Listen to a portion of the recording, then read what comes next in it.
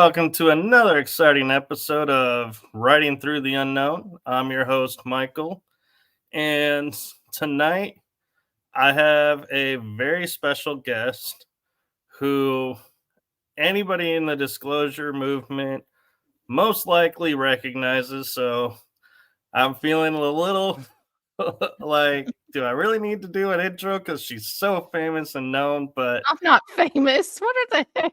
I'm not famous. No. no, but Thank you. I'm not famous. But I have been looking forward to this episode. We have been talking back and forth about what we're going to talk about tonight. So we have a really fun episode for you. I think you all are going to enjoy it.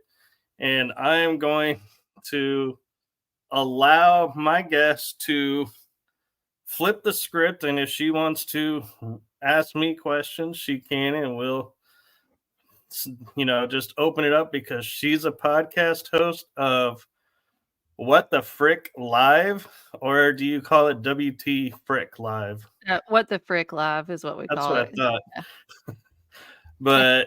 And you have another show now. So I am going to allow you to do a quick introduction.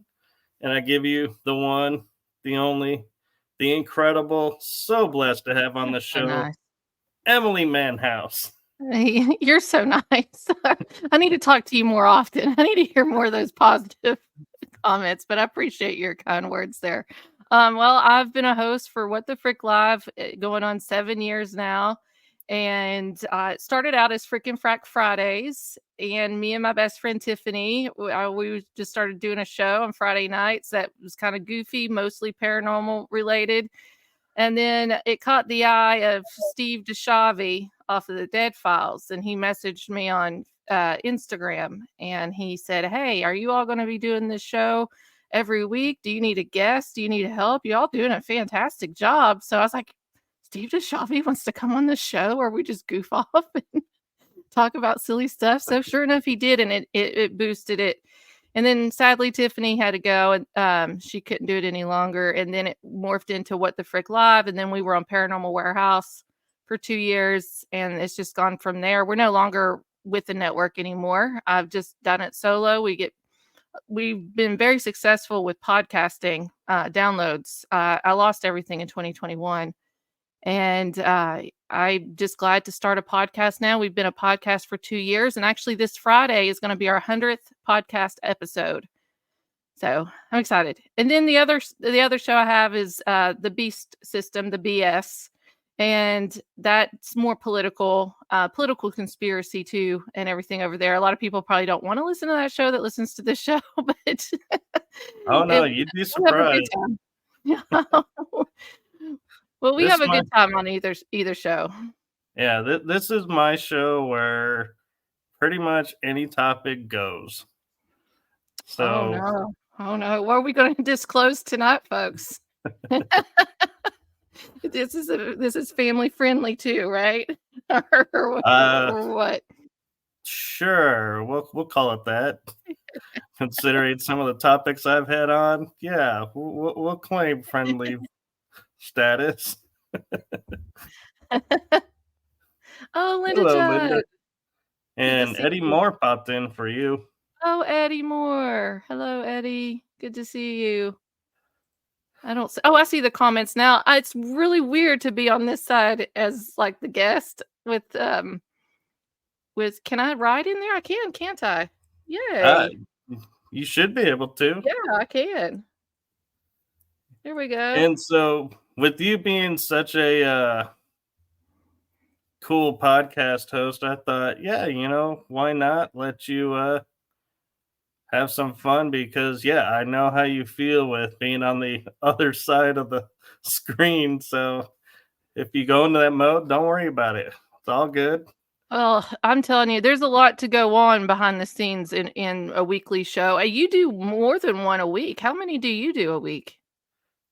Well, this week I have 6 because of a Halloween event on the weekend for etalk.tv.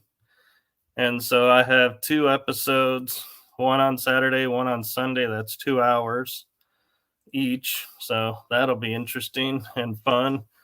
But normally I do every Tuesday night a paranormal show, and I started out with 3 Wednesdays doing this, and some months I end up with 4 or 5 of these episodes.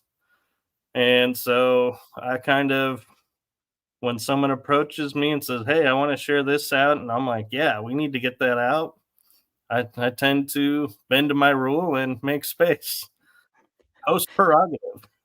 True. I put so much time. It's hard for me to do multiple shows. I do multiple shows a week every once in a while. Like this week, tomorrow night's the B System, then Friday night's What the Frick Live. But um, from getting the guests, doing the banners, doing the type outs, the introductions, the events, and inviting people, marketing the show.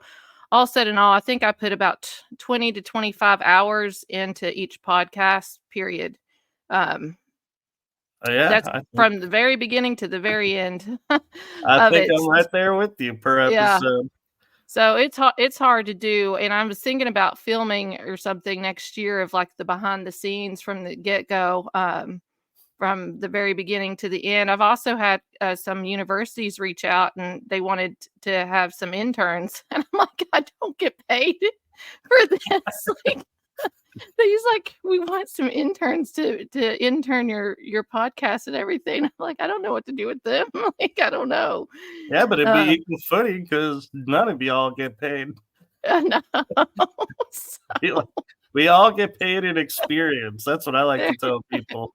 yeah, I get paid in meeting people and learning new things from everybody, and stuff, and even the faithful watchers like Linda, Eddie, and there's others too, that sign in all the time, getting to know them and everything. They've been faithful for a very long time, so thank you to everybody that listens on a regular basis. It's a lot of hard work, so It is, and I love to do that too. Every once in a while, is go and say, "Hey, just when it comes to the end of the show, I like to say thank you to everyone in the chat.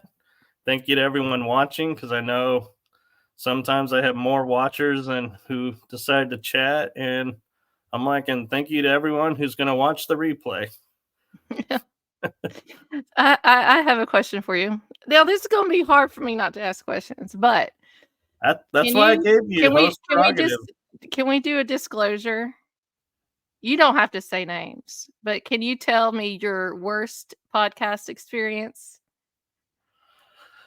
I had one person who was brand new, and she had, or they had, such a great story. I don't even remember if it was a she or a he. So I'm going to say they had a great story, and they were so nervous behind the camera and on the show. I would ask questions like, "So, have you had any paranormal experiences?" "Yes." "So, can you tell me something about some of them?" "Well, they were, I saw this." And I was like literally pulling, it felt like teeth out to get information. I was like, your answers are all like one sentence. I can't build off of that. I'm good, but not that good. And so I was like trying so hard. And when the hour was up, I was like, thank you. And I know it was their first podcast. And so I know they were nervous. And I was like, Oh, yeah. you did well and everything. But when I got off, I was like, wow, I slept hard that night. I was Yeah. exhausted. Shoot, I had one bad one. This was when I lost everything in 2021, and then we started back up June of 2022. The first guest that started back on with What the Frick Live was Johnny Depp's doorman. Remember Johnny Depp trial and the doorman? Oh, yeah. He was smoking his vape and drinking Mountain Dew or something in his car, giving his testimony. He wasn't the bad one. It was the one after that. So we get back into the groove of trying to do this show, and I'm nervous again. I get nervous still to this day before any show. Oh, yeah. And so this guy is messaging me, or the guest that's coming on. He's a military person. He's written some books, and this deals with UFOs. and aliens and stuff. So I was very excited to have this guy on the show, and he started messaging me some really rude things, and I was like, "Is this guy joking?" Like, something. And so I quoted his book back to him because how the discussion was going. I was like, "Is he seeing if I read his book?" Because it was kind of weird. It was really weird. And so I quoted back his book that he said, and then he signs on, and we're in the backstage and everything. And he told me, I had Marianne as a co-host back then. He told us that we were two dumb ditzes and we didn't know what we were talking about. And how dare me send him that last message in chat. I said, "Last message?" I said, "I quoted your book. I thought you were kidding around with me." And he goes, "Oh, really? That was in my book?" I was like, "Yes." And I showed him it was in his book. And he said, "Oh, okay. Well, I was about ready to drop out the show. I'm not going to, I wasn't going to do the show." I said, "I quoted your book and you're calling me a dumb ditz." And I said, "I'm not going to have somebody on my show that puts people down." And, I said, "Sorry." And we went live for like 5 minutes that night. And I told everybody there was no show. Didn't tell them the reason why or anything, but yeah, I never spoke to that guy again. If you want to know his book, let me tell you his book. I'm not going to tell you his name, but I'll tell you his book because I like saying it. Swamp Gas My Ass was his book. So,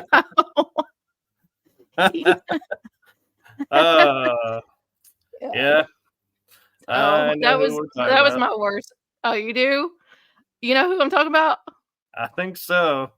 Okay, he was so rude, and Marianne, love her heart. It was the first time she was ever doing podcasting or a show like this, and she's like, "Are they like this all the time?" I'm like, "No, they're not at all." She goes, Oh, "Emily, you handled that so well. I about fell out of my chair. You weren't taking it from him." And I was like, "No, I'm going to show him where it was in the book." And yeah, but no, anyway, my other favorite moments is when you have, the bio in front of you that they send you, and you use a part of it and say, "Oh, so, explain this, how this works." He goes, "Well, that's not anything of mine. I think you have a different guest in mind." And I'm looking right at the sheet with their name on it going, "It's right here in your bio." And so I go, so I did the diplomatic thing and said, "Oh, I have a lot of guests, so maybe I did, get the wrong person in mind." And I got off the show and I went and I was like, "Let me look at that bio one more time." And I was like, "It's right there in black yeah, and white." they're gaslighting you. They don't know. They don't know. That was Chat GPT that wrote that bio out. They didn't even look at it. They just copied and pasted it. Well, that's what I was thinking about the book. Going, man, was this one of those fun AI written books? And they just slapped their name on it. It could be, very well be. I don't know. I think he wrote that book before Chat GPT really came out. What do you think about AI? AI creeps me out. It does, and I have mixed feelings about it because on one hand, there could be a lot of good that comes from it because it could help with a lot of things. I know there are races that use it for good, but at the same time, depending on who's programming the AI, determines how it's going to turn out. So if you have somebody who's really good and has a bad day and takes it out on the AI is going to learn from that and go, "This is how I handle a bad day. Let me start doing this more often. This is more entertaining." And yeah, so I'm like, it's everybody makes it seem like it's not going to have anything, people are going to be able to relax and, AI is going to do everything. And I'm like, AI only learns what we teach it. So there is no going to be doing nothing because somebody's got to be telling it how to run this or do this. I think it's going to change all of history. I think it's part of the Great Reset.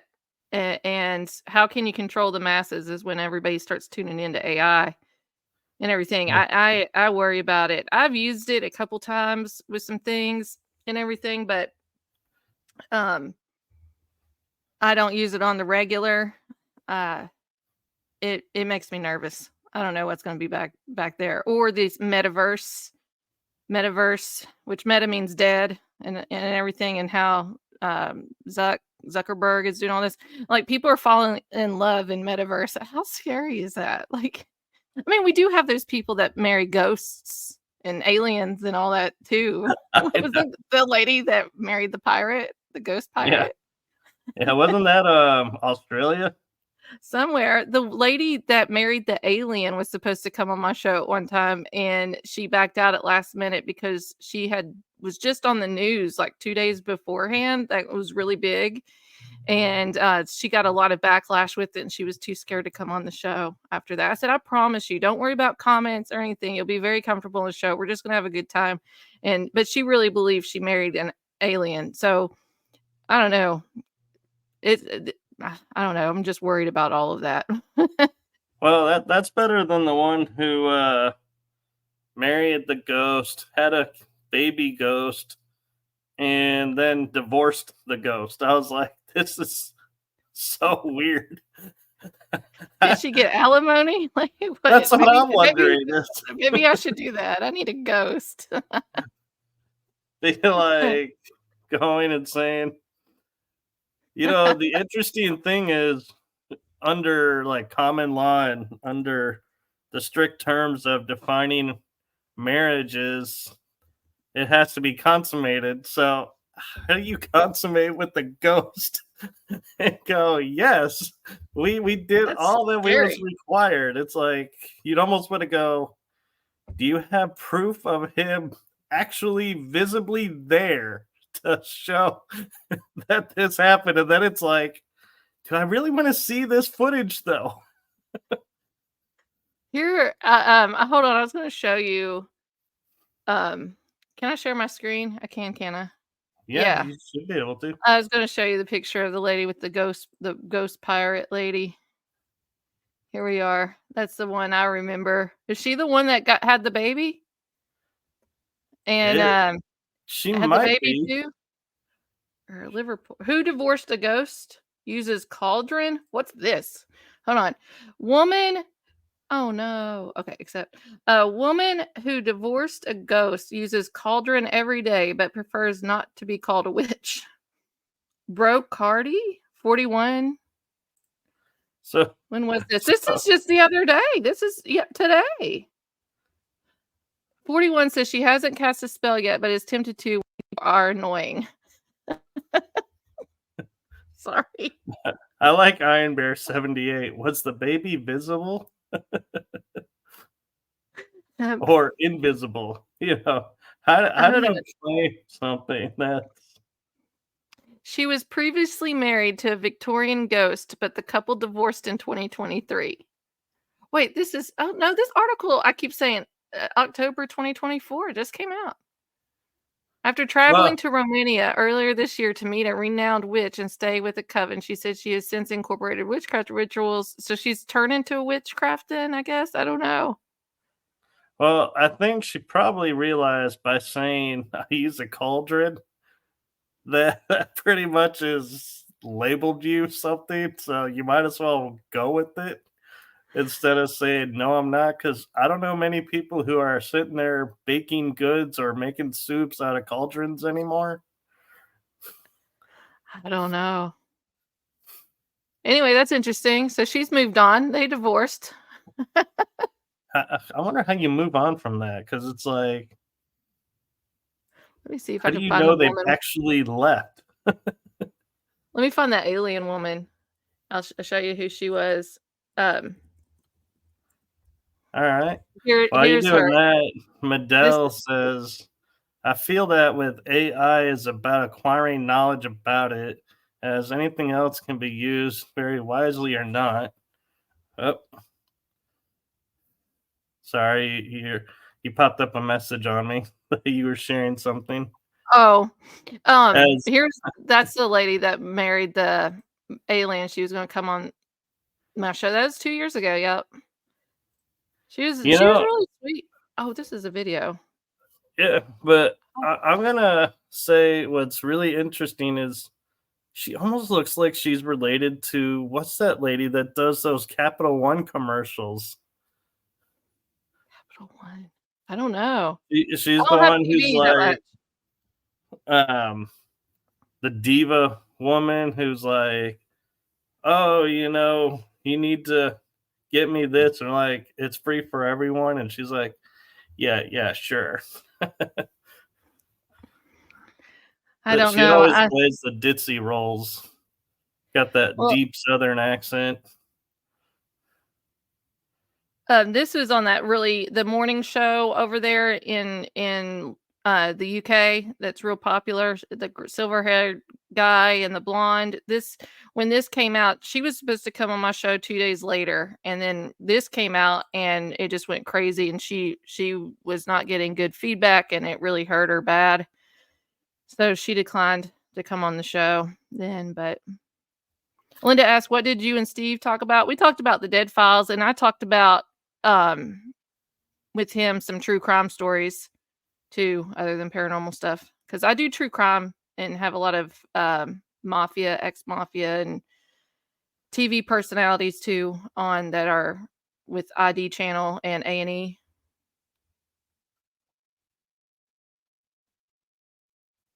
She had babies with Sasquatch. That North would be Oh, interesting. it reminds me of what's that movie from the 70s? Maybe 60s. Rosemary's Baby? Rosemary's Baby? The movie? Yeah, I Sorry, my think eyes so. are watering today. I have allergies. Rosemary's Baby. That's so creepy, especially after you know about all these conspiracies with Hollywood and all this kind of stuff. Then you go back and watch that movie. Oh, creepy. Yeah, there's a And lot of movies Sharon, I've gone back and I've been like, how did I not see this? And now that I know, I can't unsee and yeah. cannot watch this movie anymore. Sharon Tate's fiance, I guess, or was it her husband directed that movie too, Polanski, or um I think he did. He got in trouble too. He's creepy. Is he still alive? I think so. Might be like Fantasy Island. Fantasy Island, that was actually an interesting show because did you watch it? Mm-mm. So the 80s version was these people that were rich and famous or going through life's crisis that had money would go to this island, and while they're there have an experience that brings them enlightenment about their experience, and they see what they didn't see before, and they call it Fantasy Island because you think you're getting your fantasy, but the storyline is the island gives you the fantasy you need. And so it's interesting to see all of that unfold. And the new Right. version has gotten a little weird, but because they added mermaids to it. I don't know the new version here, but the plane. I know that. I Yeah, remember hearing that. I don't know. yeah, I didn't watch the show. yeah. It's But like Fantasy Island. So would they like just mess with you, like mind trick you? Like what is that? Fantasy Island? They just pick, is it so like Survivor? no, so say you just had a bad relationship breakup. And so you go there and you're like, my fantasy is to have the perfect guy, and we're going to, be in a perfect relationship. I just want to experience it. Well, the island's going to give you the guy you just broke up with and see his point of view of what he experienced while you were experiencing your part. And so you see, oh, you start to grow as a person, and it's like, oh, so if I had done this, this is what he wanted. And this is what, the relationship really looks like. And so they learn, oh, this is how you get the perfect relationship. And sometimes they end up making up and are like reconnecting. Is that like And Love sometimes Island? Is that like I Love never watched Love Island? Island, so Oh, couldn't okay. tell you. Sounds a little bit like Love Island. I'm sorry, I didn't mean to interrupt you because that's where my mind was going. But keep going. Tell me more about it. Oh no, and it was just, like a guy may be like, I feel invisible. So the island would make it so nobody would talk to him, or they would make it to where everybody talked to him. And so he couldn't get anywhere. It was like he turned into the ultimate celebrity and everybody was hounding him. And he's like, oh my God, I so need my space. I really wish I was invisible now. Now I understand what the point of invisibility was, and learning to balance it of going, yeah, I can be with people and it's okay not to be seen and hounded by everybody. Oh And my gosh. it's just weird stuff like that. And they hit some really interesting topics for being in the 80s. And I don't know if the island is based on Epstein Island, but here's a conspiracy one for you that you may find interesting. Hmm. The Nickelodeon symbol matches Epstein Island to a T. Yeah. It's the exact same image. Well, SpongeBob SquarePants' address is Epstein Island too. And real quick, just to let you know, I worked for Les Wexner in the 90s and the early 2000s, and I opened up the biggest Lerner New York and Company store in Columbus, Ohio. I spoke with Les Wexner for many times, and I was young. I was probably too old for Epstein then, but I was 18, 19 years old at the time. And Les Wexner would call me and he said, "Why don't you come out and meet my friend Jeffrey?" He invited me twice, and I know this is like I just felt this gut. I'm a Christian too, and I was going to Bible college at the time as well. And in my heart, it was the Holy Spirit, but in the heart, it was like, absolutely not, don't go. And so I told Les Wexner, I was like, I'm sorry, I'm just so busy getting the store up and going, and I want to get home for the weekend to see my family. And so I just made that excuse twice. So the Epstein, Les Wexner, all that stuff is, I've been down that rabbit hole 10 times. And P. Diddy, which, if you want to talk about game shows and conspiracy, the Deal or No Deal, not the new one, but the older one that had Chrissy Teigen on it, Meghan Markle, the Oh, banker, yeah. and all that kind of stuff. I think P. Diddy was the banker, and they were actually trafficking women off that show. We didn't even know about it. They were doing it in front of our eyes, and there's like 4 or 5 of those women missing off that show. And went missing. They could never find. So I do think P. Diddy was the original banker to that It show. makes sense because he was always talking about banking. And Well, they were all yacht girls on P. Diddy's yeah, boat, and so I got a blind item. Do you read those blind items, Crazy Days and Nights? no, I don't think I've seen those. Oh, it's a website, Crazy Days and Nights. They release these blind items and they give you clues about who these stars or whatever this is. And I'm telling you, this person's very, very rarely wrong. And sometimes it takes years for you to understand what this person's talking about. It might be AI. I don't know. It's weird. But I got that blind item, and it's a game show that the women held numbers up and the cases meant something. And I was like, this has to be Deal or No Deal. And then I went down that rabbit hole of Deal or No Deal and the banker. And then they used the number 33, which is linked to sex trafficking. And when, what's his face, the bald headed guy, was pushing and advertising for the new show to come out this past year, he used Suitcase 33. That means it's legislation for sex trafficking. Right. Howie Mandel, he's a weirdo. Howie Mandel. Hold on. I just pulled up the website and some of the things, and I'm like looking at it going, wow. Crazy Days and Nights. Yeah. Yeah. The blind items. But see, 33 too is also, the Illuminati number and all that too. But it's interesting Howie Mandel picked that. And what Howie Mandel says in this, maybe I can send you, or maybe I can send this video to me and we can play it. What Howie Mandel says in this clip is really creepy too. He's weird. What happened to him?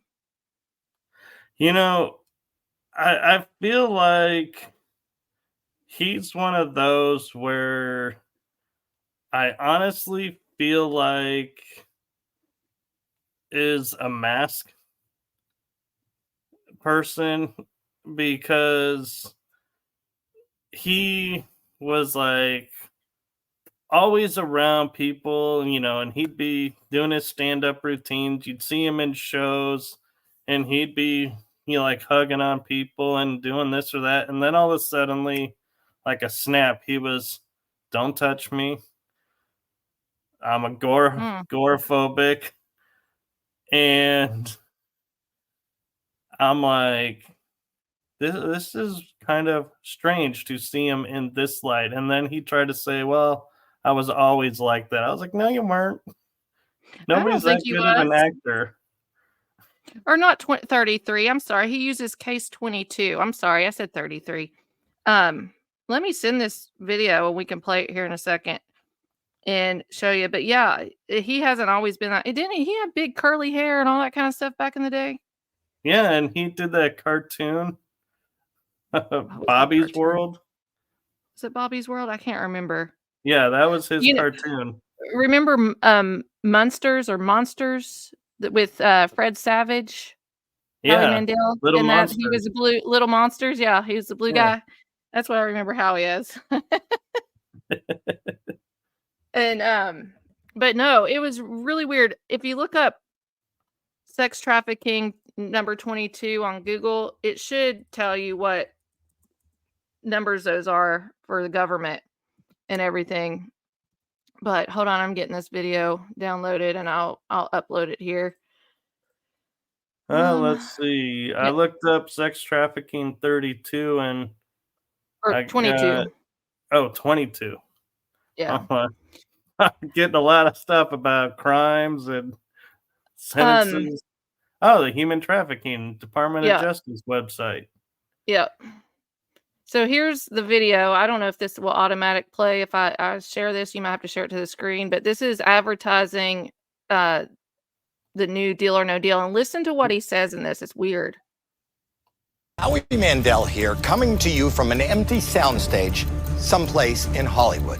The biggest, most exciting game show ever is about to return. Think about bigger money, harrowing challenges. How, you ask? By not shooting it in a soundstage like this. The whole show will take place on an undisclosed island location a world away from civilization. Wait, I'm a germaphobe, people. I don't even shake hands. There's gonna be like, there'll be like bugs and snakes and I can't go. I can't do it. I can't host it. But they're gonna need a host. Someone adventurous. Someone who loves games. Someone who's good looking like me. Not your average Joe. Joe Manganiello. Howie Mandel. Listen. Would you host Deal or No Deal Island? Don't answer. Let me ask correctly. Deal or no deal? Deal. There you go. This case has plane tickets. It's got masks. It's got gloves. It's got ointment. Good luck.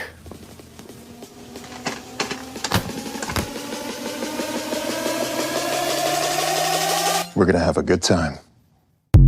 Isn't that weird? Ointment. Yeah, And I was like, I was having a hard time with the masks going, why is there yeah. masks in there and gloves? I'm like, what are you doing with this case? And then it And goes so ointment. I was like, oh, wait, we are going somewhere else. and we're gonna have a good time. And then, to see that blind item of that and then putting it all together because one of the girls that was a case girl in the first round of Deal or No Deal that played for many years, she was also a housewife on The Real Housewives of Atlanta. I can't remember her name, but she was best friends with P. Diddy's wife that was killed off. That they believe P. Diddy killed her and everything. So it's all like it's all in their I do think that P. Diddy was the original banker. I don't think it's the banker now on there. And I don't know if they're doing sex trafficking now, but it makes a lot of sense now that you think back about it.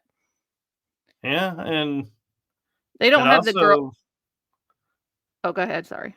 I was gonna say, it also makes sense how the girls changed. Like some of them, I remember when I watched a few episodes, they would focus on a different person and be like, "Oh, interesting." And I often wonder too why they would always have the same color outfits. That to me was so creepy that they would all be in one row or column red, white, or blue, or all white, or all red. And I'm like, nobody does this in real life. Why are all these people in the same? I mean, the dresses would look a little different, but it was like, why are they all the same color? They it looked more pageant-y, like a pageant, and they're just standing up there. They just need to be pretty and look good because they're selling themselves to these millionaires, billionaires that we don't know about in trafficking and yacht girls and all this kind of stuff. And then, but this time when the new seasons come out, and I watched all of it just to, I wanted to watch and see if I noticed anything, but they didn't have that this time. They had one man and one woman that did all the cases. Whatever the gamer was asking to open the case, they had that one person just doing it. They didn't have all those women. So I don't know. I would like to dig deeper into the Deal or No Deal game of the 90s. Remember Whammy? Big Whammy game? Oh yeah, press your luck. No whammies. I remember that game. Sorry. Memory lane. Oh, I used to watch that all the time, and I would sit there and watch it go around the circle, and I'd be like, "You got to hit it now if you want that." And sure enough, they would hit it, and it would land on it, or I'd be like, "Oh, you're a second off," and it would bypass, and you're like, "Oh." And then I'm like, I would never do good on that show, though. Also, too, speaking of games, there's a new movie on Netflix based off a true story of the game show killer that was on that love game back in the 70s. Love Triangle? No, I can't remember the actual game. I watched the movie. It's a pretty good movie. He would strangle women and kill women, and then he ended up being on this love game show where she would sit on one side, the woman would sit on one side, there was a wall, and then she had 3 contestants on the other side, and she'd have to ask them questions and everything. So but it's on let me see, it's on Netflix right now. I'm sorry, everybody, I'm bad with names tonight. I can't think. I'm all flustered over here. Hey, as I was told, we're in retrograde, so we're okay. We have an excuse. Love Connection. Is that the game show? It might be, yeah. And the true story behind Netflix, Woman of the Hour, is the show on Netflix. It's pretty good. Yeah, so I'm looking Rodney Acala. Yeah, I'm looking at Love Connection, and they're showing on the screen, like we would see it, is 3 guys in a column and her asking them questions. Yes, but they're on another side of the wall. Right. Mm-hmm. Yeah, his name's Rodney Acala. He was a photographer and stuff, and he would get these young girls and say all kinds of things to them, and then take them out in the country to take photographs and then strangle them. Was that Chuck show Woolery rebooted was during the COVID? original. Chuck Woolery was the original host, and I don't know who's hosting the new one. Chuck Woolery's from my hometown. My mom went to high school with him. There you go. And so's Charles Manson. We all have people we went to school with. I went to the same school as Tilton, the guy that was the televangelist, scandalist. He went to my high school. Robert Tilton, I think his name was. I don't remember Robert Tilton. Is that more, is he Tilton? American Evangelist? Let me see if I know him, if I see him. I don't know him. All of those televangelists are something, man. They are something else. I think they're all scandalous. But the more fun person that I went to high school that attended the same high school I did was Jeff Dunham. Jeff Dunham, who's that? He does the puppets like Peanut and Oh, he does? Bubba. Is he Jim, what is Jim, not Jimi Hendrix, but Jim Henderson? Is that the No, his puppets? name is Jeff Dunham. Jeff Dunham? Dunham. He does all the... Oh, ventriloquist. Yeah. Oh, he's a comedian. Okay. I'm sitting here thinking of Muppet Babies. Sesame Street. Come on. I wasn't thinking about this guy. I don't know. I need to know. I don't know. But yeah, now I know when I see him now. Yeah. He has that old man. He has the old man with the frowny face. I remember that one. Yep. Yeah. Mm-hmm. Walter, yeah. You know what? I haven't watched these shows in a long time that he's done or anything like that. But you know what I really enjoyed growing up listening to? Roy D. Mercer. You know Roy D. Mercer? It sounds familiar. How big a boy are you? Oh, yeah. How big a boy are you? He's radio. He did a lot of prank jokes and stuff on the radio. Roy. I have a cartoon, and I'm curious if your take on is, remember in the 80s the Care Bears, where they looked like little walking teddy bears and they had their little symbols, the Care Bear stare? Yeah. Have you seen the new ones? No. They look like little gummy bears walking around.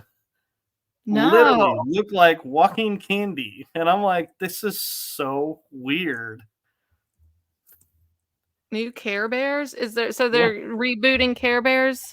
They tried, and I guess they're doing it, and they did the same thing to the Muppet Babies. Is they gave them like this like weird look. Is it the cartoon you're talking about? Yeah. That's weird. Yeah. So why do you think the animation people are like starting to make their characters look like food? I don't know. But it seems like it's not like modern day technology like what we have now. Or why are they retro backing? This looks like it would be the Care Bears before the true Care Bears of what, 1980s? Yeah. I mean, but you see where they look like little walking gummy bears. Yeah. That's weird. You know what's weird? You know the conspiracy behind the Cabbage Patch Kids. You know that? Ooh. I'm not sure. Cabbage Patch Kids growing in the garden. Cabbage Patch Kids having lots of fun. Sorry. I had a cabbage. Actually, I still have it. Is a Cabbage Patch doll and one of the cat little pets that they had that came with them. Let me see here this video real quick. I'm gonna listen.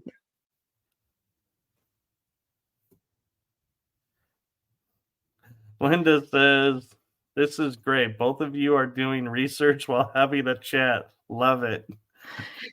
You know, the cabbage cloning behind the Cabbage Patch Kids, but they were orphans. Oh yeah. They came on trains and things over here to America to do work, everything, the cabbage, the farming. That's a big conspiracy. I don't know much detail about it. There is a film though. It's an old black and white film. I do remember researching that. I think it's called The Cabbage Patch Fairy. Let me see that. Let me look that up. Cabbage Patch Fairy film. And it's like fairy like at a factory. Yeah. And this is where it all came about. Yeah.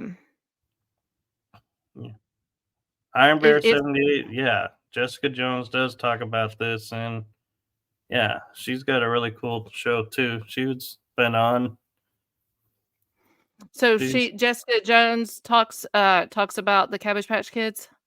conspiracy theories and Oh, cryptids and a lot of the paranormal disclosure stuff, UFOs. She gets out there. here's a minute clip of this. Let's see what this is. I don't know. I've never seen this film. I'm gonna share my screen. Yeah, I think Linda, when you left, I don't think you came back in at the right spot because, yeah, you're right. Ventriloquist Jeff Dunham, cool guy. Let's see here. Um, But I got the Cabbage Patch Fairy 1900 with Alice Guy. It's a minute and 46 seconds long. I don't know if you want to play a little clip of this. Just see what this is about. I don't want sure. you to get copyrighted, but I think I shared my screen. Do you want to watch it or we don't have to? Let's see. This is for educational purposes only under the Fair Use Act, so you don't get copyrighted. So here we go. I've never seen this.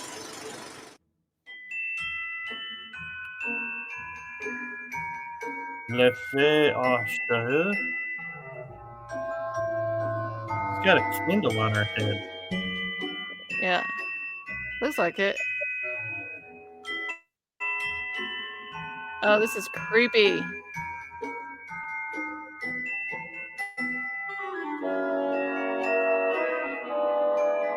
Look how she's just picking them up.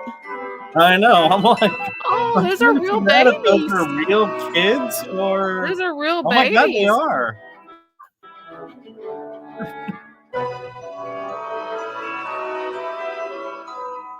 And what is up with her outfit? Are they trying to say like she's Mother Earth or something? She's a fairy. That's a doll.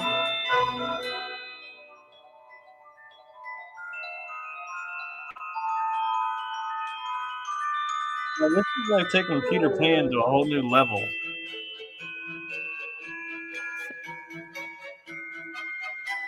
Charlie Oh, it's Chapman? the Charlie Chaplin or whatever his name is. Yeah, Charlie He's a Chaplin. weirdo. He's a major weirdo. But I gotta admit, he was good in Dictator. Have you ever seen Yes, that? that's it. Little monkey. But anyway, I don't know. I'll dig deeper into that film and see if there's more to it than that. You But know, that's weird. I think what added to the weird and creepy factor was the fact there was no words and no even text boards to tell you what's happening. You're just watching this lady just flippantly throwing kids around, basically. In That a is- Cabbage Patch. I don't know. There's a dark history behind that. And then they produced those into dolls later on. And I had several of them. I still probably have them down in my basement.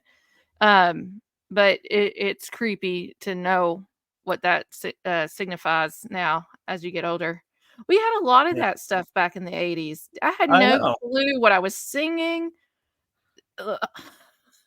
You know, and one of the cartoons that cracks me up that I'm like looking at and going, I don't know how it makes it past the censors today, was like He-Man and She-Ra, because Yeah. their outfits were like almost to the point of not really having outfits. And it's like, yeah, we watched this and thought nothing of it. And I always like to tell people, like, looking at He-Man as a kid, I thought that was so cool how he could do all the stuff that he did. And now I look back and I watched one of the cartoons and I was like, the dude looks the same. People, how do you not figure out who he is? All he did was basically change clothes. Well, you know, well, I mean, we got that with Superman too, but what I remember too is Red Sonja with Bridget Neeson. Red Sonja, I love that movie. I watched that movie over and over. I loved it. I even bought the dolls and everything in Red Sonja.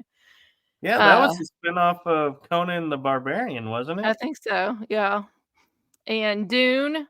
Back then, I think that was the 70s, early 80s. Was Dune earlier than that? Dune was good. No, it was in the 70s. No, it was 84.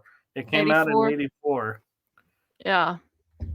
My favorite scary 80s movie, since it's Halloween, I love this movie, Monster Squad. That Oh movie? yeah. It has all of them. It has Scary German Guy. It has the Frankenstein, Swamp Man, Mummy, and I love that movie. I watch that every year.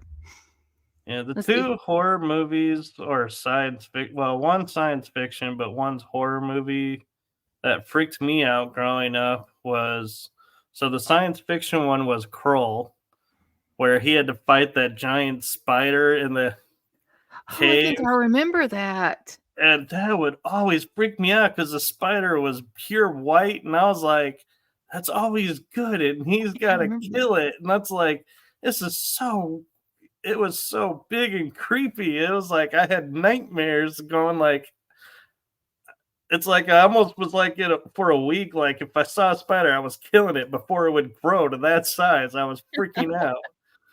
And the other one was Gremlins. Oh, Gremlins. I love Gremlins. That was a Christmas movie for us growing up. We No, I always know. watched I Gremlins mean, during Christmas. Furby was cool. Yeah. I don't remember his name, but I call him Furby because he Gizmo? looks like Wasn't Gizmo. it Gizmo? Yeah. Gizmo. But when they got wet, the transformation scenes always creeps me out. And then they were like looking like these little reptilians walking around. The transformation scene of Teen Wolf with Michael J. Fox, Teen Wolf, Yeah. when he transformed for the first time. Now, it came out funny when he popped up and he had all the fur and stuff on, but him transforming into that creeped me out for a very long time, too. It was like, ugh. Yeah. Now, Iron Bear 78 has a good one, but before that, he mentions that you can't forget Close Encounters of the Third Kind. That one wasn't so scary, actually, except for the fact that he like makes this mountain out of potatoes. I can't remember. But V, do you remember the show V? V for Vendetta? No, it was. Oh no, V. There was a actual show in the 80s. Oh wow, this is gonna blow your mind. So these aliens come in and they're hovering above the planet with motherships, and they bring shuttles down and they say, we're here to help, and we can cure you of all your diseases, we can make you feel better. And they're putting people into factories on hooks because they eat them. And that sounds like what they're doing now. Like this is that's why I said life. this is gonna blow your mind. And they have a human look, but if you peel the mask, they're reptile underneath. And their dinner consists of like eating mice, or they would kill and eat a person on the show. And it was like all about this resistance of these aliens are not the good aliens. They are totally taking over our society and taking away our resistance. And it was like so incredible to watch this show and looking at today and going, oh my God, they pretty much in the 80s was giving us the blueprint for today. What do you think about The Simpsons? Because they pretty much, tell us what's happening 2 years before it happens. I have mixed feelings about that because I'm like, to me, it's kind of like that paranormal effect where if you look at something, you can see whatever you want. And I'm like, some of the stuff that they claim, I'm looking at it and going, well, that may be, I think it's pareidoia or something, where your mind's making this because that's what you want it to be. But there are episodes where I watch and I'm like, oh no, you can't, that there's no mistaking that. That is. Well, we know COVID's been around for a very, very long time, even before it came out, and they had the patents and everything on COVID way back in the day. But to have COVID even written up on the screen there and all kinds of other things, and the Queen dying, and I actually had the the death date of the queen on one of the shows from, back in the day. I don't know. I think it's weird. I think CIA has a lot to do with The Simpsons. I think they're Yeah. agents or something Yeah. there. But Is, they could is be doing Mandela effect, which we didn't even get to.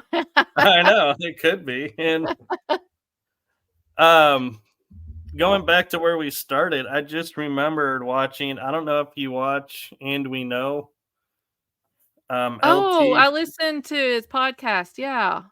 And we They know. had on there the Fairly Odd Parents, where they're in this hall of all these lockers, and one says P. Diddy. And they're like, why is P. Diddy having a locker on Fairly Odd Parents? Huh.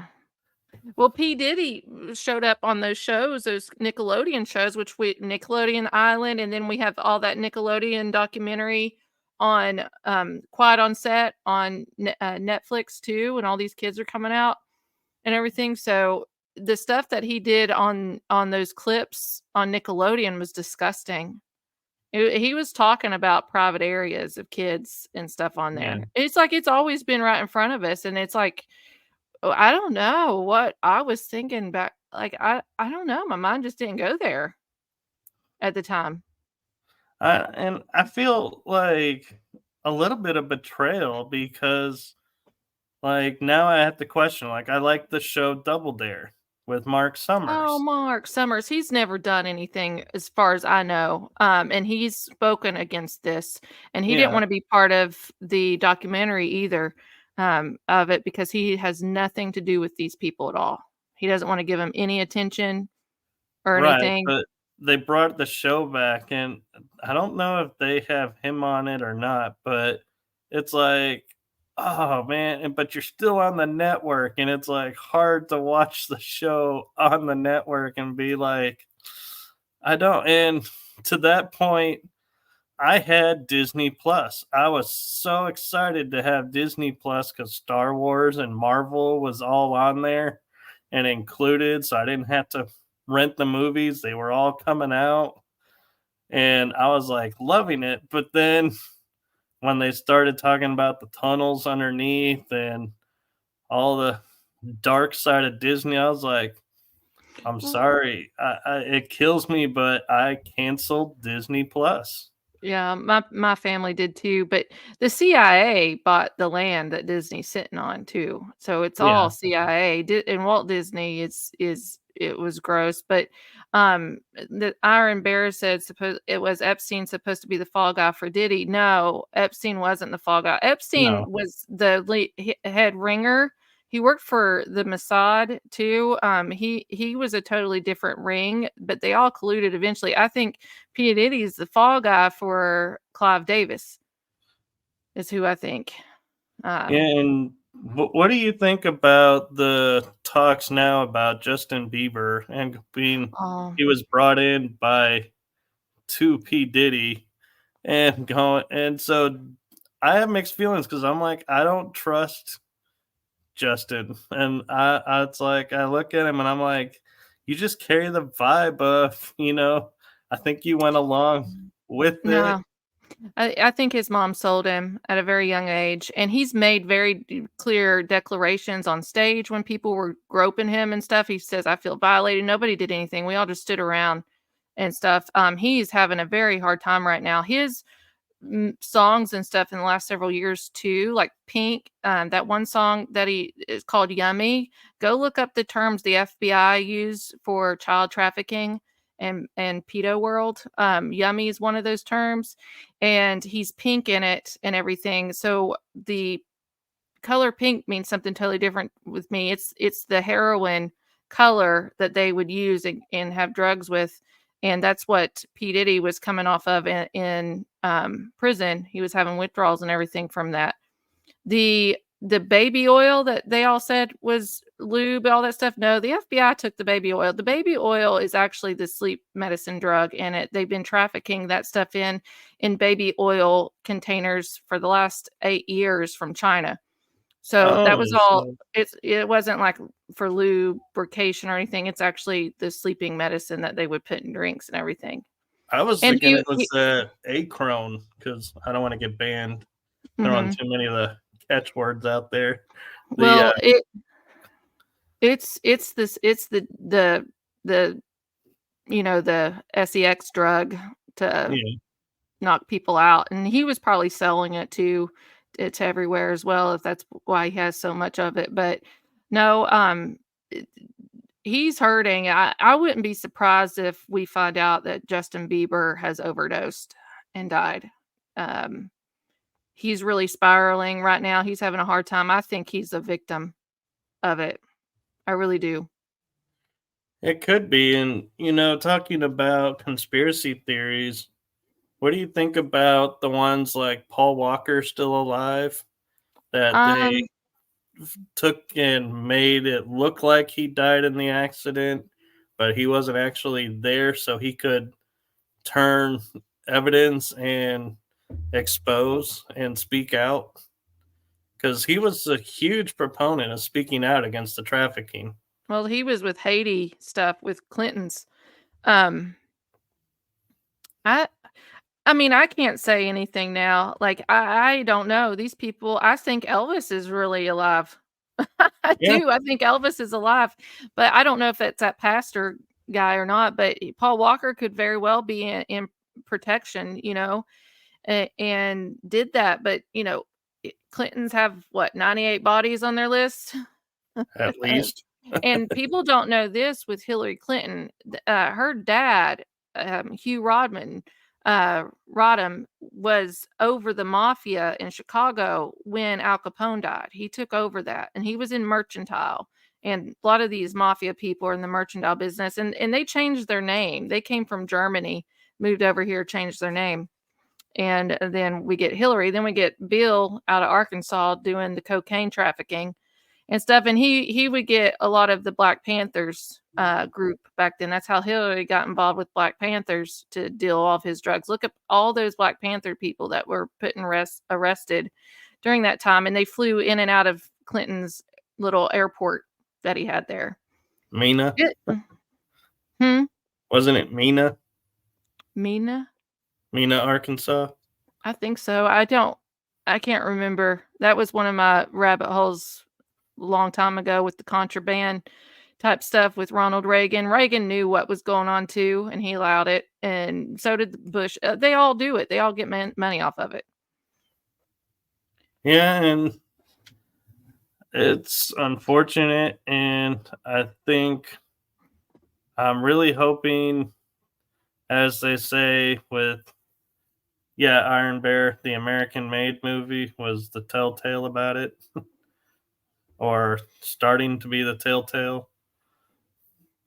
Which brings up an interesting point, and I'll get back to what I was going to say in a second, is like you see actors like Tom Cruise and others where they're in these roles and they're doing this, but then they go, oh, I'm a pilot and I'm patriot and I'm standing with this. But then you look at their film and you're like, wait, how are you doing this when you say you're this? So do you think they're toting the line and not picked a side yet? Or do you think they're doing the films to try and gather dirt? Or do you think they really are and they're just pulling the wool over our eyes? What do you mean? I don't like Tom Cruise. He's part of Scientology, and I think that's a cult, and they traffic humans. They traffic people. I don't. And there's something else going around about Tom Cruise right now, and fish. Go look that up. That's creepy. That made me creepy. It's all over TikTok. Ugh. And I was like, how in the world did I end up on this side of TikTok? But it's Scientology. I don't know. They have split personalities, these actors. They play one thing in film, and they play with something else in life. They're all bought out. Like they've Jim sold their Carrey. souls. Yeah, Jim Carrey. I don't know if Jim Carrey is Joe Biden or not. Everybody's saying Jim Carrey's been playing Joe Biden over the years. I don't think so. I think he's a lot taller than Joe Biden, I think. But they have body doubles for sure. But yeah, I don't put any weight on any of those people. It seems like they just say what they need to say. You can't believe a lot of them. at all. If you ever see somebody play two sides of a game like Elon Musk, I don't like Elon Musk. If you see a billionaire or millionaire playing both sides of the game, never trust that person ever. And I don't trust Elon Musk. I don't trust a lot of people that you would think I would, but I don't. No, and it's the world they brought us up in, because we don't know who's who anymore. It's like they like to say, oh, this person did like Bill Cosby. He was such an icon, and then the hammer dropped, and everybody was like, oh my God, and he was forever marked by it, whether he was or wasn't guilty. It stained him, and I don't think, and he had to go pretty much retire. But it's like, we see all these actors and we're like, oh, they do such great movies, such inspiring movies. And then you find out, oh, they are into the worst stuff. And it's like, it's just crushing. Well, and you're like, how do you trust anything anymore? Well, it's the blackmail of it all too. They drug these people up. They end up doing things that they think that they never do. Like, that's why you just don't go to these parties at all. You don't mingle with it. But then if you don't go, then you don't get the part. So you don't get, it's you sell your soul in Hollywood and music industry. You really honestly do, if you want to be famous and make a lot of money, and it's not worth it in the end. It really isn't. Look what they did to Michael Jackson too. Michael Jackson was exposing a lot of people too back then. He was trying to get away from the record label, and who was that? Clive Davis. Whitney Houston, who was that? Clive Davis. Aaron Carter, who was that? Clive Davis. P. Diddy's the fall guy for Clive. He works for Clive, and it's sad. That I would never, you can't pay me enough to be in that world at all. No way. Yeah. I would have been a whistleblower. If I was ever in that world, I would have been like a whistleblower at the get. I would have been kicked out like Mel Gibson. He's kicked out, of Hollywood. When these Corey Feldman kicked out of Hollywood, these people that have really come forward and stuff, that then you get, say bye. Yeah. I think when Corey Haim died or was killed, that's what broke Corey Feldman, because they were like brothers almost. They were always together doing stuff. Well, who was it that did that to him? And he was a funny guy winning. Who was that guy? I see his face. Hold on. Corey Haim.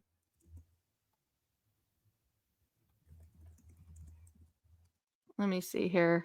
I can't remember the guy. He played in a lot of comedy movies growing up. He has 3 names.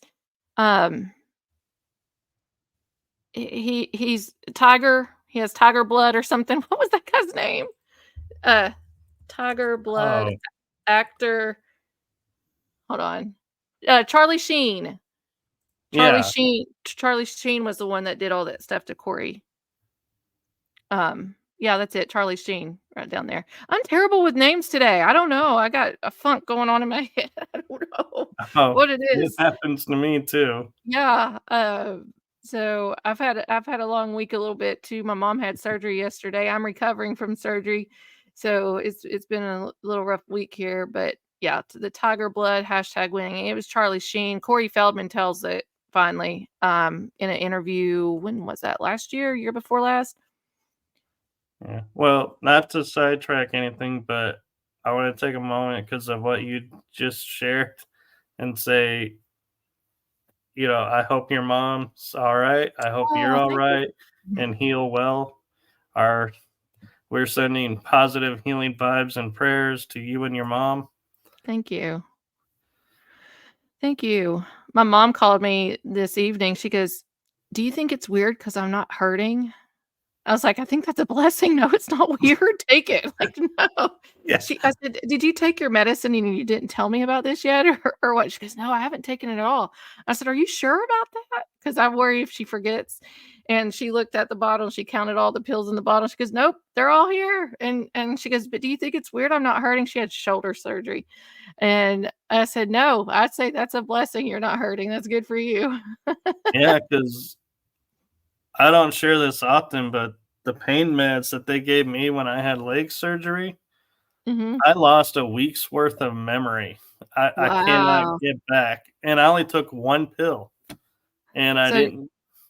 And so people come up to me and they were like, it was so great talking to you while you were recovering. And I'm so glad you're up and about. And I'm like, when did you come? I don't remember ever seeing you. What? And I feel horrible because I have no memory of these people coming and visiting me. they gave you the good stuff. They gave you the Michael Jackson juice, probably. But I was like, I took one dose and I told my parents, I was like, I'm not taking any more. No way. I'm a lightweight too. It makes me super sick to my stomach. I have to have Zofran, and even Zofran doesn't really help me that much. So I hardly ever take pain meds when they give them to me. I kind of just take ibuprofen and Tylenol, and I can't even take that much of ibuprofen because it hurts my stomach. So I'm a lightweight. I'm very fragile with that, and You always have know, been. one thing I'll share with you, I don't know how it works or anything, is we had from Hawaii this thing called the biomat, and you heat it up, and there's amethyst inside of it. Hmm. And I would lay on that, and I hardly ever had pain. Like I never would get to the point where I was like, "Oh my god, I need a pill." It's like the pain was so manageable, almost non-existent, laying on that. And I'm wondering if it's the amethyst in it. So It could maybe be. you want to get some amethyst for you and your mom, and maybe put that around and That's my help mom's you heal better. birthstone. Well, That's my there you mom's go. birthstone too. Yeah, I'm looking this mat up. I'm gonna put this as a favorite search here, and I'll look at it for it later. But yeah, Yeah. it could be very much. So, yeah, she's just she's gonna have shoulder surgery. I can't say that on her other arm after this one arm heals up too. So she's gonna be going back in probably January or so for the other shoulder.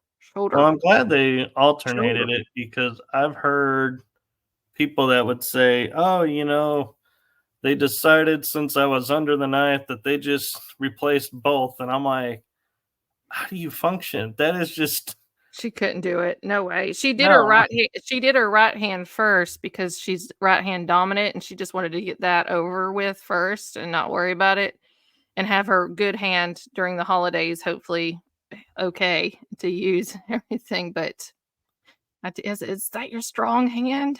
So I tell her. Sorry. But she's yes, I hopefully she'll recover. Hopefully that's a good sign. She had surgery yesterday and she still hasn't had any pain. So I'm hoping that's a good sign that she's gonna be okay and not Yeah. have much. But she starts PT next week, I think. Or in Oh, 10 days. that might be where the pain starts. Yeah. I, so I was surprised because my leg surgery happened in late August, and I didn't start PT until late October, maybe November, early November. And I'm sitting here thinking, I have 30 some, 40 some years walking, using my legs. This is going to bounce back. No problem. Second nature is going to kick in, and this will be so easy.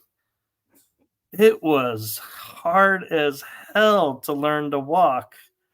And I was like, how can there be this much atrophy and the body forget just in a few months, years of data? Yeah. Couldn't walk anymore. I tell you, the older I get, the more it takes longer for me to recover from surgery. I know that. I stay swollen a lot longer. For some reason. I don't know if it's all the IV fluids that they give me or or what it is. I stayed swollen. I had surgery October the 2nd, and I stayed swollen for almost a week after that surgery. So I don't know. Yeah. But Yeah, I'm glad I'm feeling a lot better now.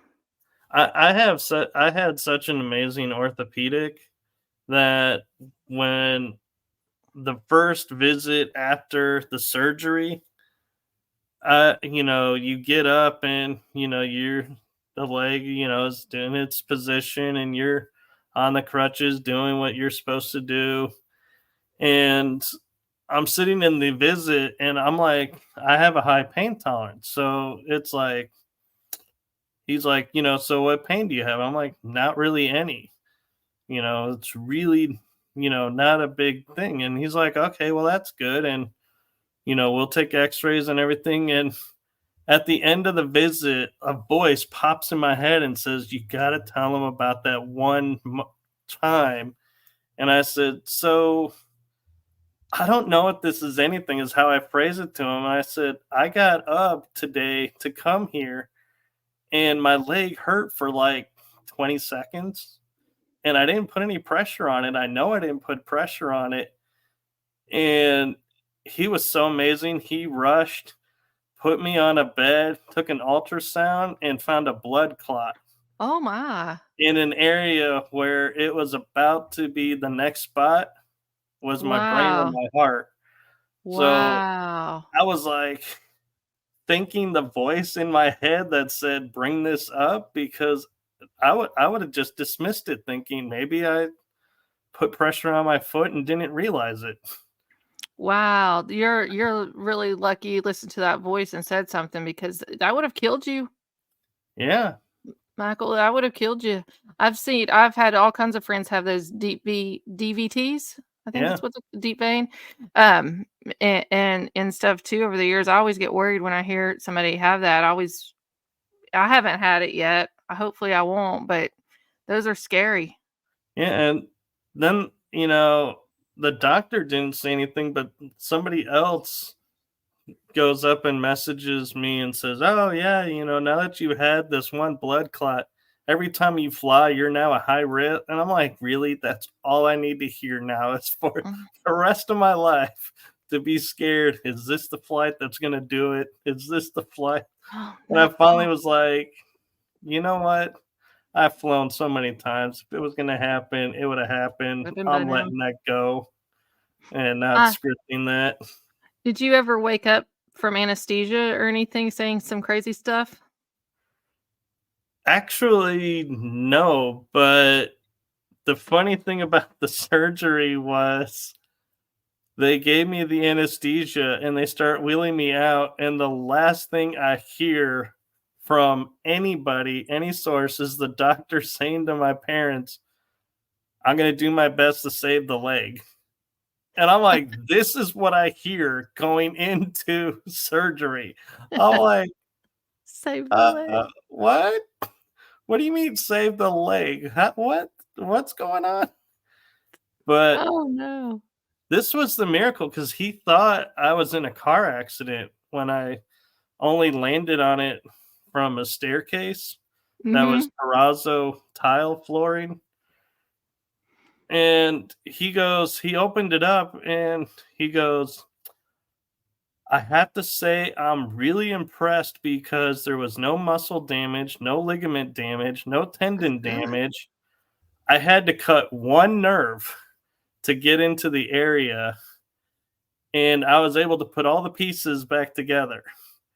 And so I had 2 metal plates with screws, and I'm like going, does this make me bionic?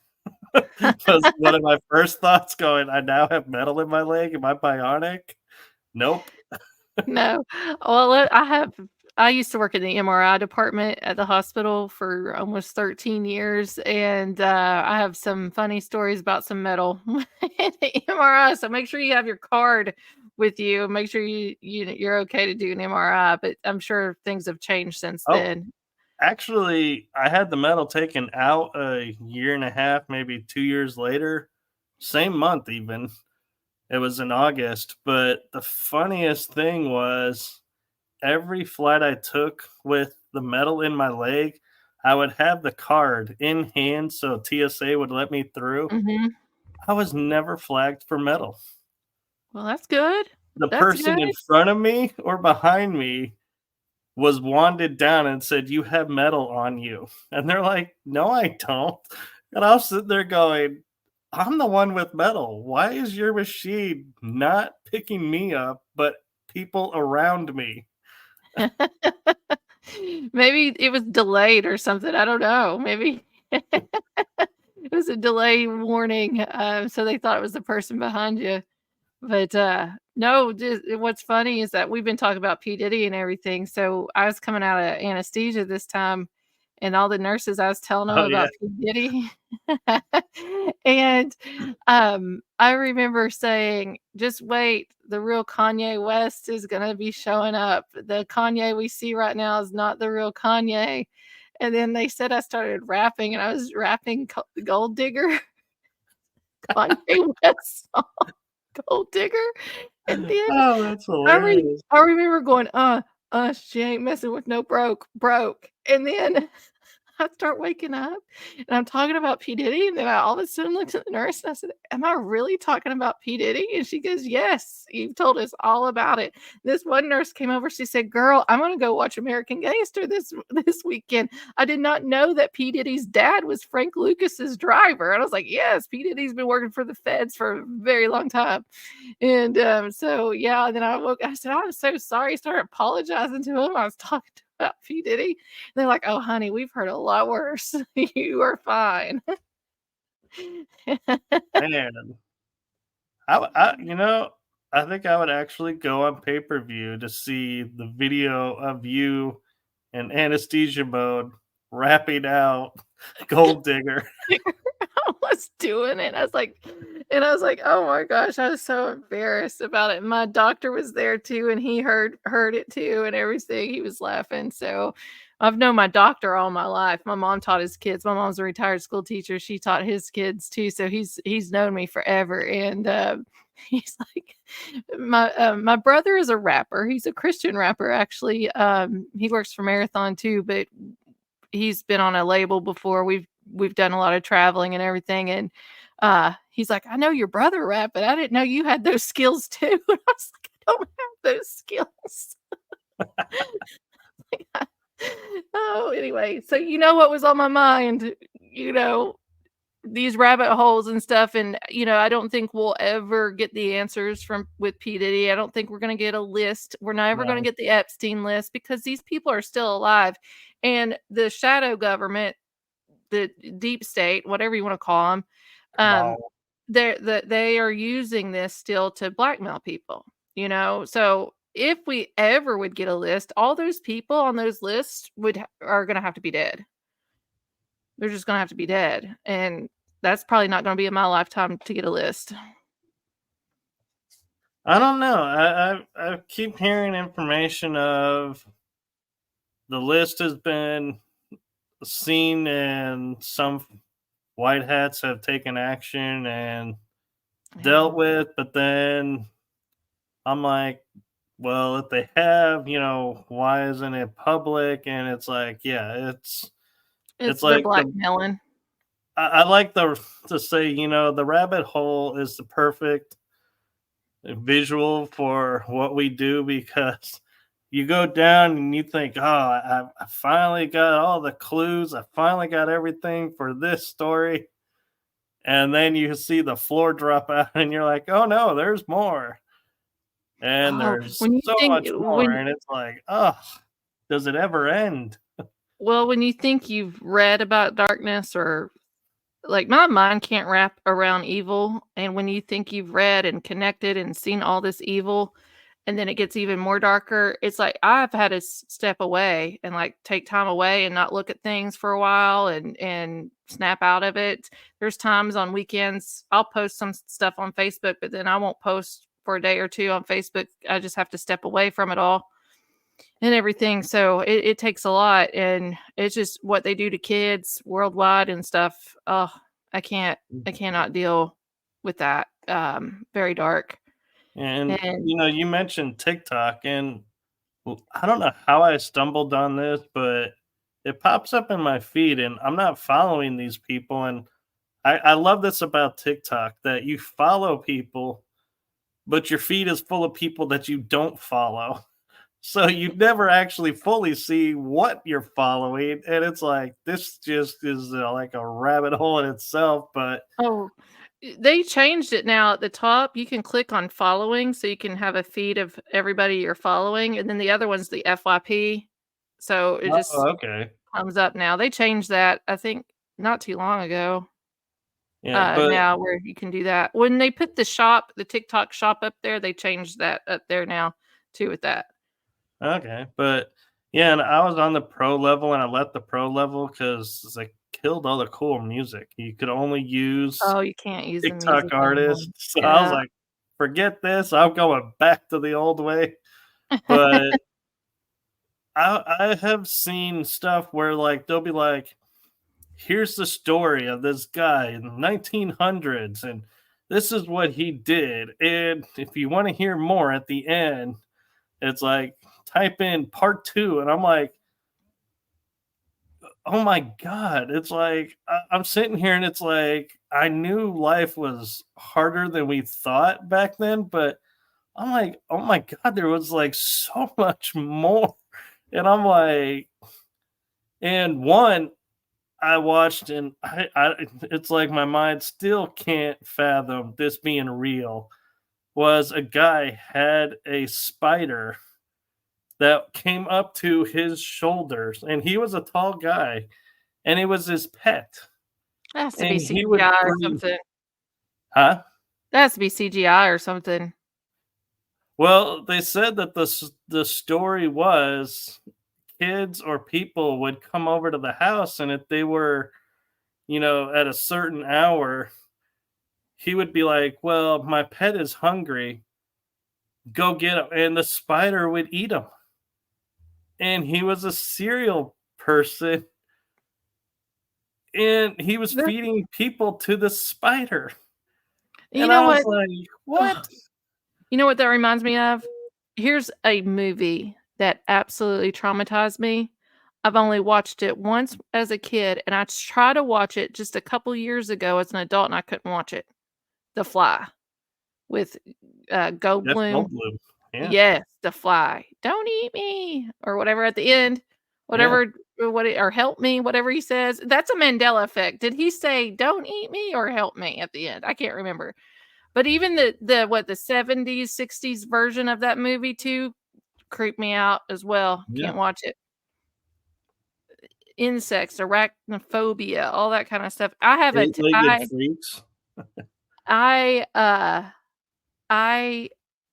do have a true fear though. I don't go to my basement. I even still have my dad come over and go to my basement for me to change out my filter for my everything, my Christmas tree, all that. My dad still does it for me. God bless him. But crickets, terrified of a cricket. I cannot. They have made me cry before. And I can handle spiders, I can handle roaches, beetles, all that stuff. Just the crickets I cannot do. Mm-mm. When I was little, my grandmother, she had a carport, and we had to park under the carport, and then we'd go up the back door and go up the steps to go upstairs. And right next to the door, we had those big, huge Kentucky crickets, like cave crickets. They're massive. I think these things can even fly. I wouldn't be surprised. And they would be jumping all over, and we would run up those steps, and they would jump on me. Oh, I can't. Ever since then, I couldn't do it. Could not do it. Yeah. And No. talking about spiders, it like popped in my head the spiders that they were talking about in Afghanistan. The soldiers were like, Oh, I think I've heard of oh those. my god, that they were like almost as tall as they were, and they blended in. Spiders, Afghanistan. And they were Yeah. Here's the picture. Yeah. Camel spiders is what they call them. The camel spiders. Let me share my screen. Yeah, these are creepy. They do blend in. You can't find them. I remember Put seeing them that. on screen. I'm putting them on screen. Here we go. Prepared. You got your warning. Look at those. Yeah. They're white too. Like they're white sand. Oh, okay. I'm like looking at that and I'm thinking this is like a stone like pillar and it's like just hanging there. And I realized it's a boot and a leg. Oh. Yeah. These get big. And they move super fast. That's the thing too, is the soldiers would say they're on you before you even can pull your rifle up. Oh my gosh. And look at those eyes glowing. That's like super creepy. Yeah, those are creepy. Now watch me have bad dreams tonight of spiders. They say you swallow 8 spiders a year in your sleep with your mouth open. You sleep with your mouth open. I used to, not anymore. They will crawl in your mouth. You swallow 8 spiders a year. Well, they used to also say every 7 years system cleans itself out and starts over. So I'm like, maybe, just maybe those have all been cleaned out now. I don't have any spider left in me. Always worried about an insect in my ear. I never had that. Oh, Knock yeah. on wood. Knock on wood on that. Yeah, that. Ooh. Eddie said he's going to tape his mouth shut from now on. That's what they say. I don't know how true it is. I don't know how you'd know a spider crawls in your mouth anyway if you're asleep, but we have all these cameras now, videotape and see what crawls in your mouth. Oh, well, and what's worse is, like, if it's, I think, is it the wolf spider that carries the young on its back? So imagine if a few jump off while they're walking through your mouth and up. And it reminds me of that movie where they were like, was that Arachnophobia where they were like popping out of the skin? I think so. It's like that whole house was covered in spiders from what I remember of that movie. Yeah. That's why they call it speaking of a house covered in insects and stuff, how about a house covered in birds? I watched Birds, Alfred Hitchcock's movie the other day for the first time in a long time, and that movie's creepy too. I didn't realize how creepy that was until now. Plenty of good protein. Hey, Chris. But I don't know. I've been going down a little bit of memory lane, watching some old movies from back in the day. The Shining is my favorite, though. Shining. I've dressed up as Wendy Torrance for Halloween. I was going to dress up this year. I always dress up as bad moms, and this year I was doing Mama Fratelli off Goonies. Yeah. But I've had surgery. My mom's had surgery. I'm not going to dress up this year. I'm going to just do it next year. I don't know if I'll be her, but probably next year I'll dress up as another bad mom. I've done Peg Bundy. I've done Joan Crawford and Mommy Dearest. Dynasty Joan Crawford? Or Mommy Dearest Joan Crawford.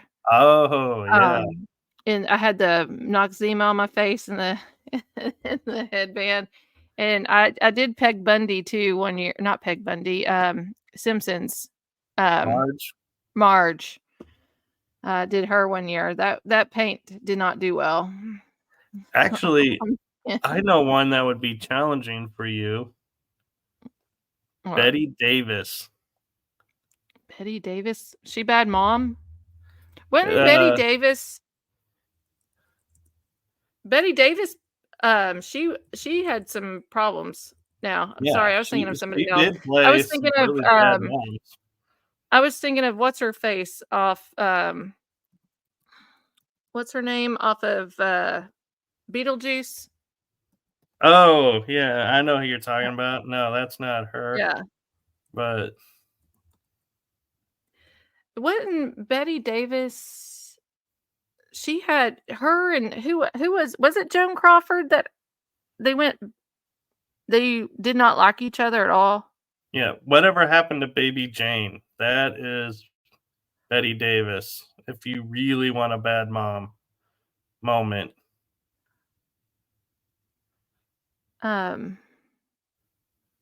All right, I'm gonna tag this in. I'm gonna look this up. I'll probably know these if I watch them and stuff over here. All About Eve. That sounds weird too. Jezebel. Betty Davis was in a movie called Jezebel. Okay, we know. Yeah. Oh, I'm gonna have to watch that. Yeah. Does she have red hair or blonde hair? It changed on the movies. Okay. She played some really dark roles. Gina Davis is who I was thinking of off of Beetlejuice. Oh, okay. I was Gina Davis. actually thinking the other mom. Yeah. Gina, the ghost mom. Did you go see the new Beetlejuice? I haven't actually. I I've heard mixed liked it. reviews. I liked it. I did. I enjoyed it. I liked it. Only thing I wish they had the ghost parents back in there, but other than that, I liked it. And the thing I found interesting was he had passed away, so they had to use either archive footage or just they wrote him out of the story, and it was like interesting. The dad, not who was mistreating her, not the ghost dad, the other one. The real dad. Well, they cut him Yeah. out because of child abuse charges against him. Oh, is that what it is? I thought Yeah. he passed away, but yeah. I don't know if he died or it was not. But that. it's child Yeah, it abuse was charges. because He creeped me out though. Didn't you get weird vibes? He was in another movie. he does. It was He creepy. Yeah, he is one of those actors that you look at on screen and you're like, dude, you are not like Ferris Bueller's Day Off. Yeah. It was like watching that, and I was like, dude, you just have this aura of you of no. Yeah, there's something about him. He was in what was another movie I used to watch with him in that he creeped me out? He was in Devil's Advocate. I think so. So Ferris Bueller, someone saying- Howard the Duck. That's it. He was in Yes. Howard the Duck, and he creeped me out there too. Yeah. Linda Judd's asking about the camel spiders. Do they sting? I don't she know. Says they look like they were leftovers from a movie. Lots of laugh. Creepy. Where did those huge spiders come from? That would be Afghanistan. Afghanistan. So, if you ever want to go Australia, don't go there. Don't go to Australia either, because they got everything else. Oh yeah. Yeah. Howard the Duck, he was in that he creeped me out in that one too. There's something not right about Howard the Duck too. I probably shouldn't have been watching that movie, to be honest. Yeah. As a kid. But what do you think about the fact that, talking about Howard the Duck, Marvel has a couple of times hinted at they're going to be bringing him back? Do you think they're actually going to do it, or do you think they're just like teasing people along the way and being like, nope? I don't know. I mean, it wouldn't be child appropriate, in my opinion, if they did bring him back. I shouldn't have been watching that. My parents wouldn't let me watch The Simpsons or Married with Children growing up, but I watched Howard the Duck. I don't think I don't know how it could be child friendly if they really truly bring it back. As a child, I snuck in and watched with one of my older sisters stuff like Dune, Battlestar Galactica, V, and I'm like, yeah, no wonder it's like I have such a mind for space. Hold on, it reminded me of a movie I shouldn't have been watching either growing up. Little Monsters that we mentioned earlier with Howie. Yeah. I probably shouldn't have watched that, but Drop Dead Fred. Remember yeah. Drop Dead Fred? I watched that all the time. Oh, Little Monsters, Over the Shoulder Boulder Holder.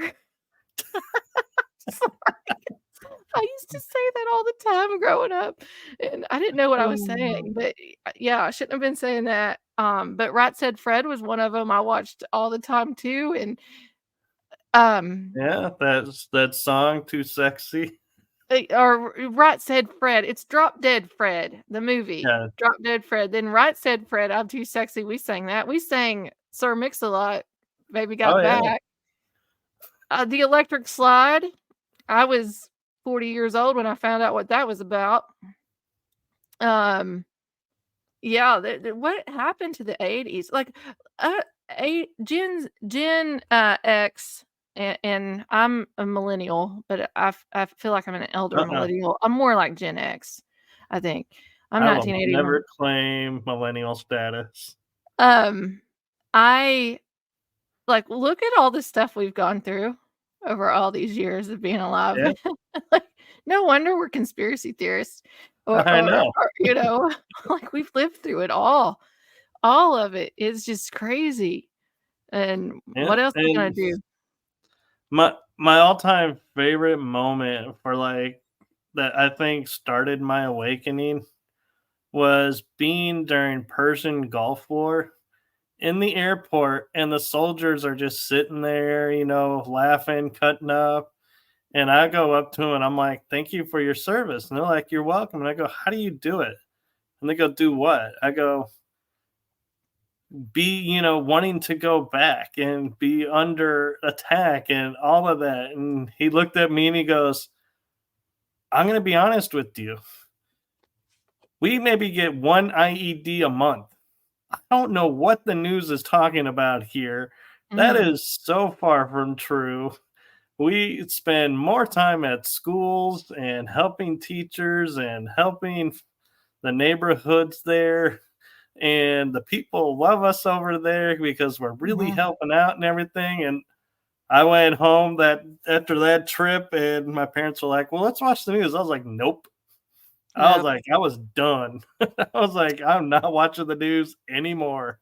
I got this is the only way I can mark it and how I remember when Obama got his second term, I got rid of the news. I knew that executive order he put in for the propaganda stuff and everything, and Yep. I wasn't trusting the news then. Actually, 9/11 really put that up, made me start questioning things. I was 20 when that happened, and I 20. stopped. I was 20 when 9/11 You happened. youngin'. I was 20. Yeah, I think I was 20. Yeah, I was 20. And then when that happened, I got rid of all of them, all news, all doesn't matter what platform it is, doesn't matter if it's a right wing or left wing, whatever. They all are the same. And I do like Tucker Carlson though. Yeah. And I didn't know who he was until about 3 years ago.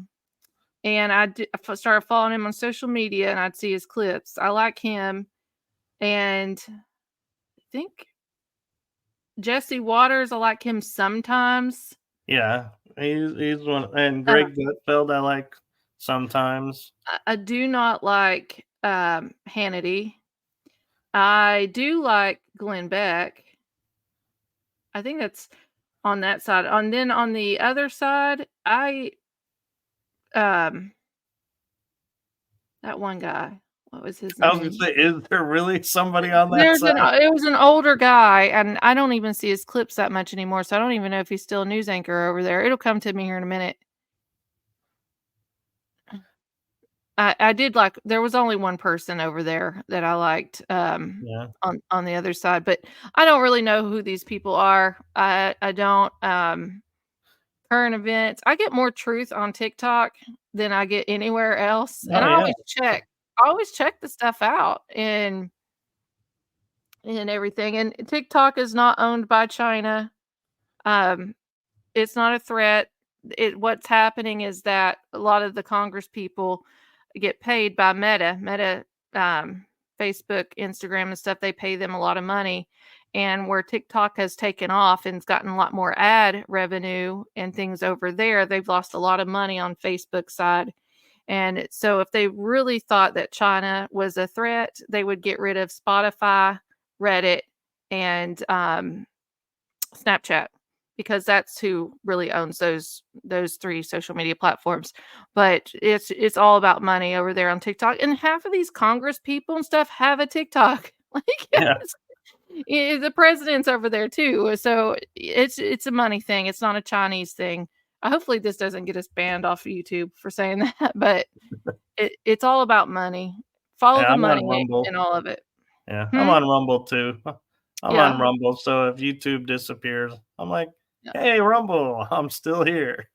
I lost YouTube. I did not have any backup back then. We had almost 10,000 subscribers. It was like 9,700 and some on YouTube. What the frick back then? Yeah, I woke up. I got cancel cultured, I guess. I have Yeah, I remember when that happened to you, and I was like, and we were talking back then about what else was going on, and I was like, man, it was like a double whammy for you right then and there, and I was like, and that's when you were like, I saw you back up, and I was like, oh, I missed so much, but I'm so glad she's back. Well, I got depressed over it. A lot of those years, I didn't have any backups, and that was stupid on my part because we just did video only. I didn't do podcasting and things, and so it was just real stupid. I don't promote the show, like the video, so much anymore. Like everybody knows where to come and follow me on Facebook, YouTube, and Rumble, but I mostly, push out the podcast part now. So, But we talk about funny moments. I was watching one of my episodes with my mom on Rumble, and I was getting ready to say something. I could see it, and then I noticed in the lower right it says ad 5, 4, 3. oh, I was like, oh my god, I got an ad. I have an ad on my show. And she's like, why are you excited? I'm like, oh, that's a big thing when there's an ad on your show. Did you get locals yet on there? I got a notification I last week. tried it, but they're like, we need your ID, we need all of this stuff. And I was like, no, I'm not. I'm starting to feel less and less comfortable with you all and all the info you're wanting. So it's like I'm at basic, never really activated or verified. And Well, I'm like, it was weird. Last week after the show, I got an email saying, hey, you've been approved to be on locals so you can get subscribers. So I went over there. Yeah. I had everything. It was pretty much all there. I just had to hook up a Venmo. No, not Venmo. It was it's like a Cash App. I can't remember what it was. yeah, and I didn't want to. I didn't want that because I was like, I don't know this company. I don't know what this is, and so I was like, yeah, that's where I stopped. It was like, nope. I'm gonna start doing subscribers over there. I think I am gonna do that starting the beginning of the year because we may do after shows and other shows that we can't really post out, and people can just subscribe and listen that way and just see how that goes. I was never good at Patreon. Yeah. I'm not good at Patreon. All these people have been using Patreon for a long time. They make good money over there, but I'm just not good at that.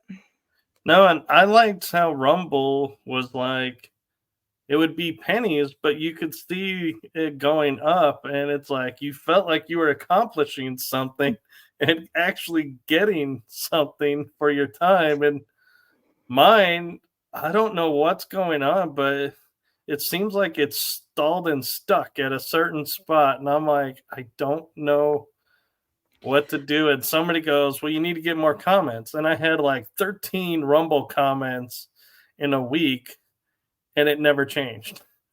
And I'm like, I don't know what to do to get that going again. But do you put your show in categories on Rumble?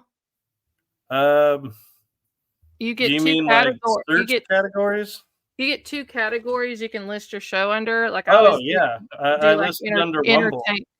I do entertainment, and then I do like trending news or conspiracy. You get 2 little sections underneath your video, and you get more people to watch your Rumbles and stuff there doing that. And hashtags. Call you to figure that out. Yeah, I don't hashtag much on Rumble because I'm barely figuring out how to use the text. They're saying Rumble's coming out with a platform like TikTok too. With Oh, the short, it has a live studio built in. or well, no, the short clips, like the short. Oh, Yeah, like right. the. Yeah. Yes, Linda, this is Mhm. actually on Facebook. It's on my Facebook too. It's on the legitpodcast.com network. And so it's that's the one platform we opted for this show because we're kind of limited where we can share. And I'm sorry. oh no, I'm totally fine. And I want to address this real quick to Iron Bear 78, who says Pokemon Go is owned by China. It's actually a CIA data mining company is who created that, and it geocaches all the data around and logs who's by you. So when you go to a hotspot, it actually maps the layout of that building if it's in a building, and it tells them who was there when you were there around you. And so Jimmy Church did a whole episode on Pokemon Go and was like shocked to learn what all that they were accessing through this app. I was going to talk about crypto for a second, but I don't have my post up. Maybe that'll be the next time. Talk about crypto and CIA. Yeah, we'll definitely have to have you back on. And oh my God, I can't believe it's almost 2 hours. Yeah, it goes by fast though when you're talking, and I hardly ever get to do this, so it feels good to be on the side and just talk about who knows what. There's no agenda or anything, just shooting the bull, I guess is what. And so thank you for coming on, and thank you for spending the evening with me, and we'll have to do it again. Yeah, and you're gonna have to come over on What the Frick Live or the Beast System, either one. Probably What the Frick Live would probably be more fun for you over there. I don't know. I might be able to do. I have a friend in Scotland. And And, I always want to say that too when somebody says it. And she has a true crime podcast and a paranormal podcast. And she's like, "Can you come on the paranormal one?" I was like, "You sure you just want me on the one? I can do true crime too." And she's like, "Really?" And so I was like, I actually appeared on both of her shows. And she's like, "I need you to come back on one of them." I'm like, "All right, just let me know." But yeah, I surprise people because I do have repertoire of knowledge up in my head that I share sometimes on different shows. And so if you don't know the other one, you're like, "Nope, you won't do this." I'm like, "Oh yeah." The Beast System show, it's kind of like a round table type thing. There's several of us on there. So it's not like an interview show, but we all just talk and everything. And it's mostly news, trending news, and some conspiracy in there as well. Government, CIA stuff. Ooh, I like panel shows. I'd be willing to give it a try. And if then I bomb, I got no hard feeling. Well, and then we're going to be streaming live on election night. Remember the 5th of November. Yes. 8 p.m. to 11 p.m. And anybody and everybody, I can send you a link. Whoever wants to hop in and hop off, you don't have to stay the whole time. I'm just going to stream it live just to watch everything and have comments, have fun. And and the perfect thing is I have a friend that's a publicist, and she helps me out with guests sometimes of different topics that I normally don't have access to. And that was one of her episodes. And I was like, "Oh my God, I just realized this is election night. Should I do a show?" And she laughs and she goes, "Nope. Everyone's going to be glued to the TV watching the results come in." Yeah, I have a few places I'm going to be streaming in and switching out,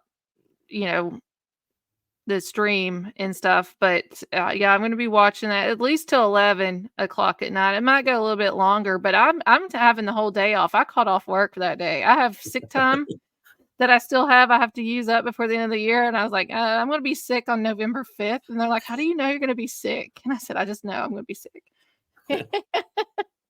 You should have said, I got that Guy Hawk fever.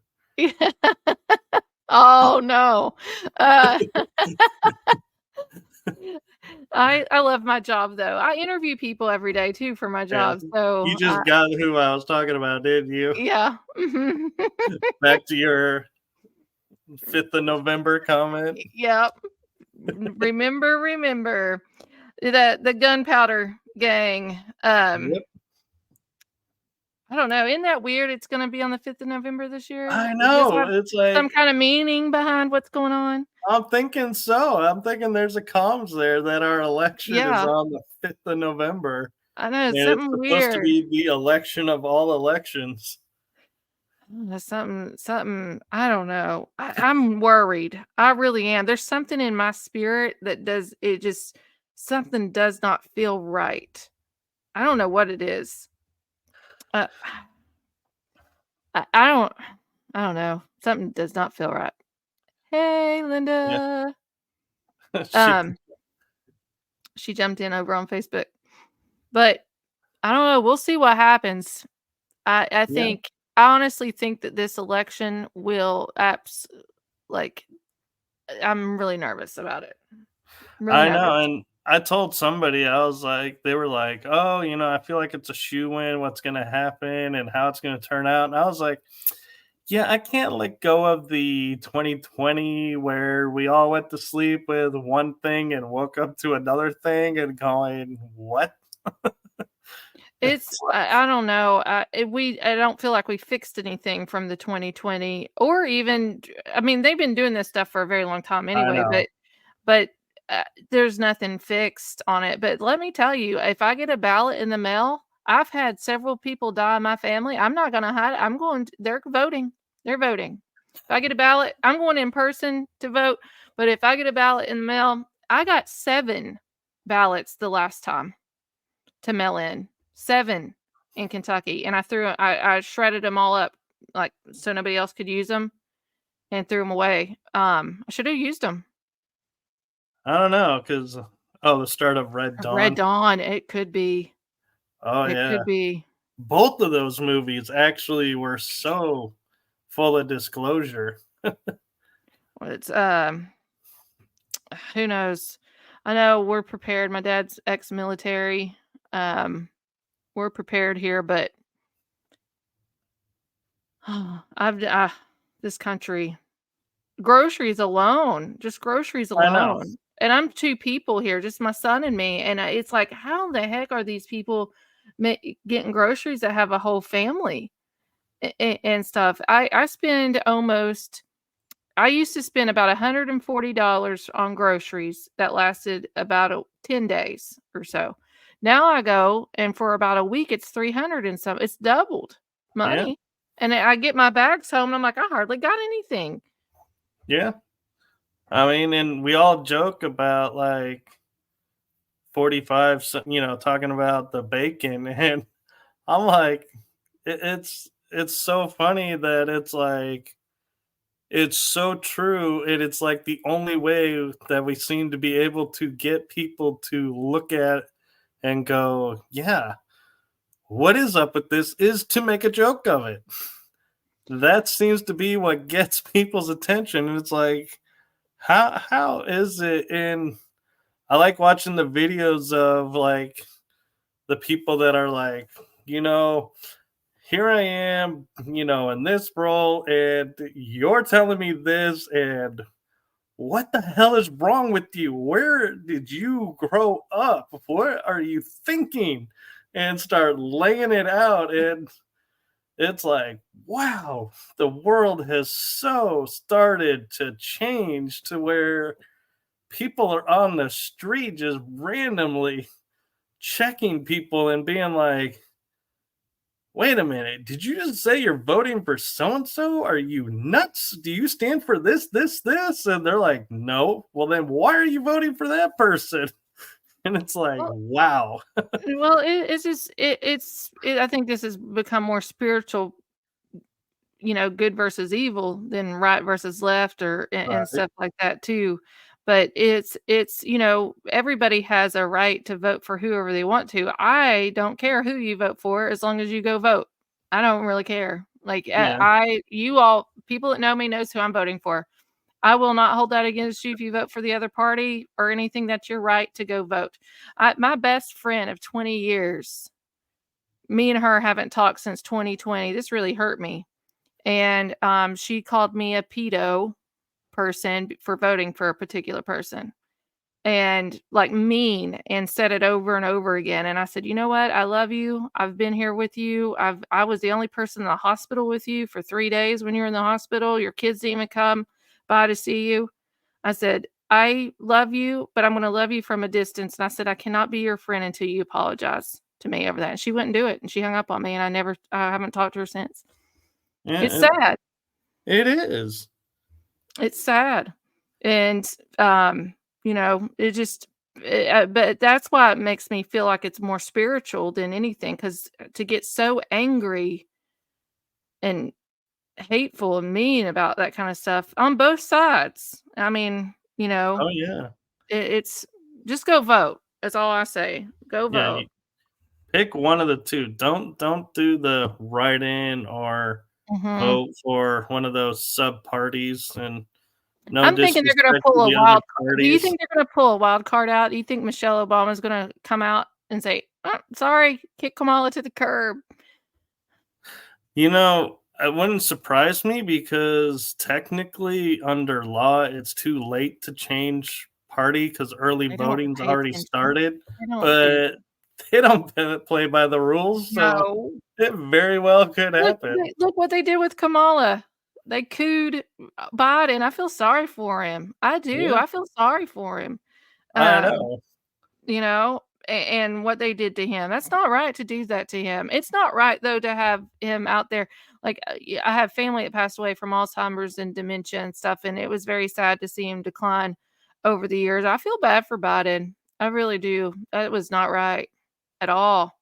No, the coup was really bad, and it was so blatantly obvious because she just walked up at the convention and said, "I accept." And they were like, even 45 was sitting there going, they didn't even cast a vote yet. How is she the person what vote was there? Did I miss the vote? And they're like, no, No. there wasn't one.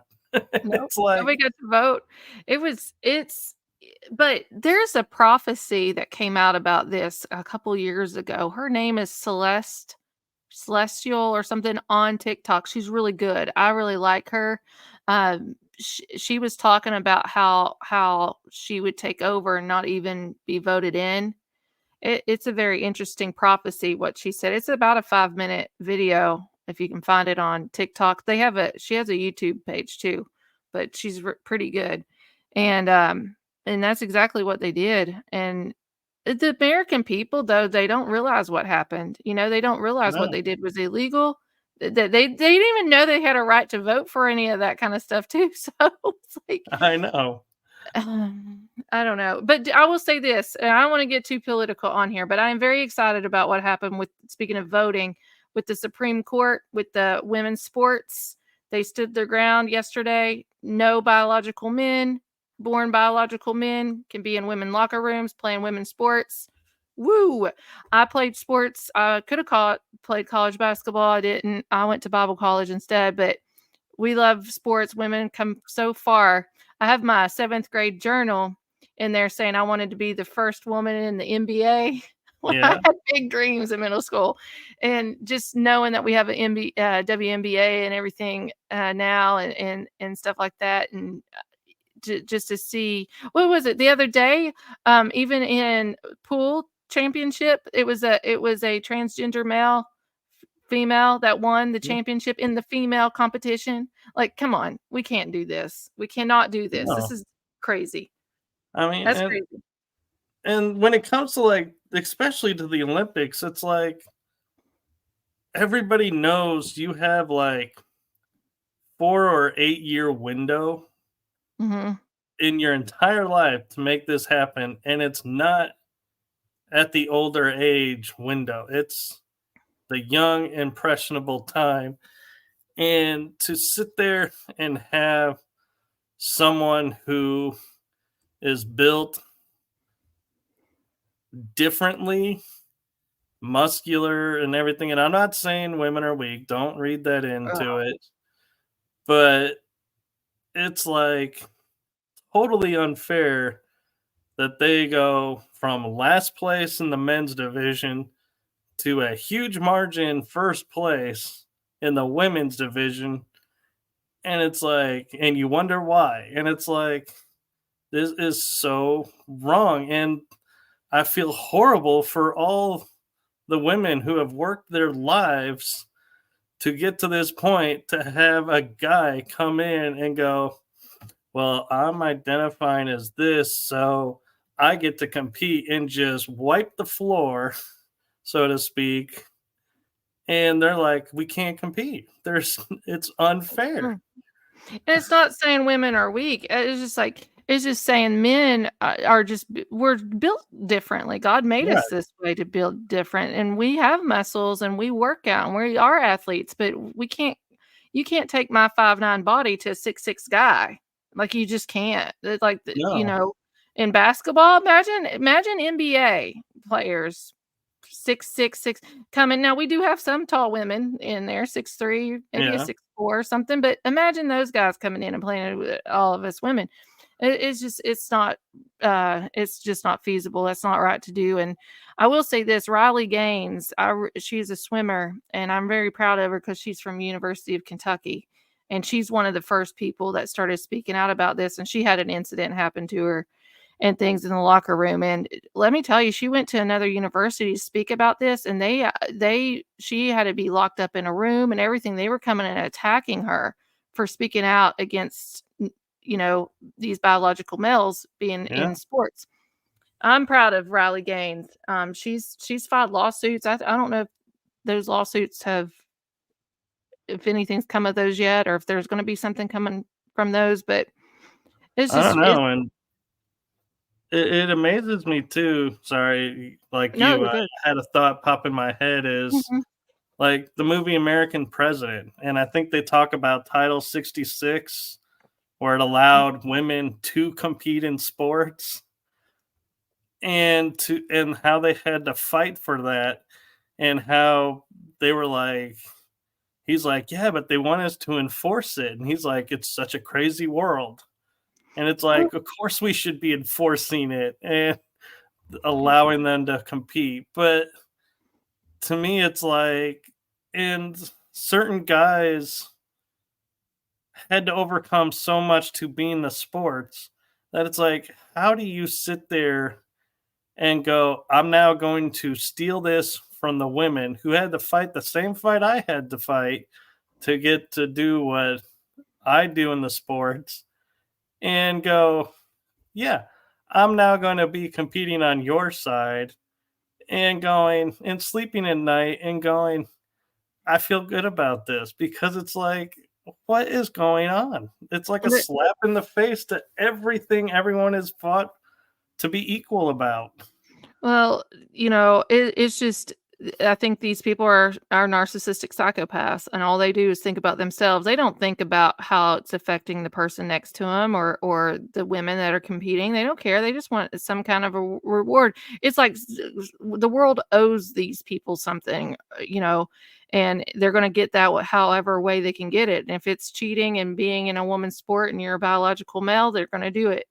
But it was Joe Biden and Kamala pushing this, and the Supreme Court stood their ground and declined it and says, no, there will not be any biological men playing in women's sports. And I was just so excited about it because I was really worried. I didn't know how that was going to come about. And it would have been devastating if they pushed it forward. So I'm thankful that they didn't. we've come a long way, women. I'm proud of all the women out there working hard and competing. Yeah, and thank Oh, you, bye, Linda, for Linda. watching. I'm gonna have to go too. It's getting late here. I gotta wake up at 6:30. You probably wake up Yeah. earlier. I don't know, but yeah, join me over on What the Frick. I'll message you on Facebook and stuff, or the B System too, if you want to join in on it. All right. Yeah. So B System's audio only. Oh, I even more fun. might go video on streaming night for the election. I may do video, but it's audio only typically on B System. Ooh, get the anonymity. I think people are more brave to say things when the camera's not on them. Remember you said your podcast at the beginning of the show is that she's nervous. So sometimes too with people, even on What the Frick Live, I've had to go audio because of surgery and stuff only. But I've had some guests come on. I said, well, if you just want to do audio, you can. That's fine. But I have guests that do their avatar photo. Yeah. So I appreciate you having me on your show. This is fun. Yeah. It goes by so fast. Over 2 hours already. I know. It goes by fast. I know, and I'm like, man, it's like I'm like waiting for the system to like kick us off and be like, is it because we went too long, or because where we decided to end the conversation? But so you mentioned your shows are on YouTube and Rumble. Yeah, Facebook. The B System's not on Facebook. It used to be, but you just any podcast platform, just go to a podcast. If you want to watch us live before it comes out on a podcast, What the Frick Live is live on Rumble, YouTube, and Facebook. And then the B System is live on X, Rumble, and Telegram. Very cool. And so again, thank you for coming on. It's been a true pleasure, and looking forward to having you back on and being a guest on your end. Yes, absolutely. All right. Well, normally I go into a closing, but because we all got to go because we're running behind, I am just going to simply say to everyone, thank you for watching. Thank you for the comments in the chat room and the questions. And thank you to our wonderful and amazing guest who is so humble, even though she is famous because she is so well known. No, but thank you. But thank you, everyone, and make it a wonderful day, night, evening, or if you're asleep, feel free to wake up and check out What the Frick Live or this show or both. So thank you, everyone. Thank you. Good night. Good night.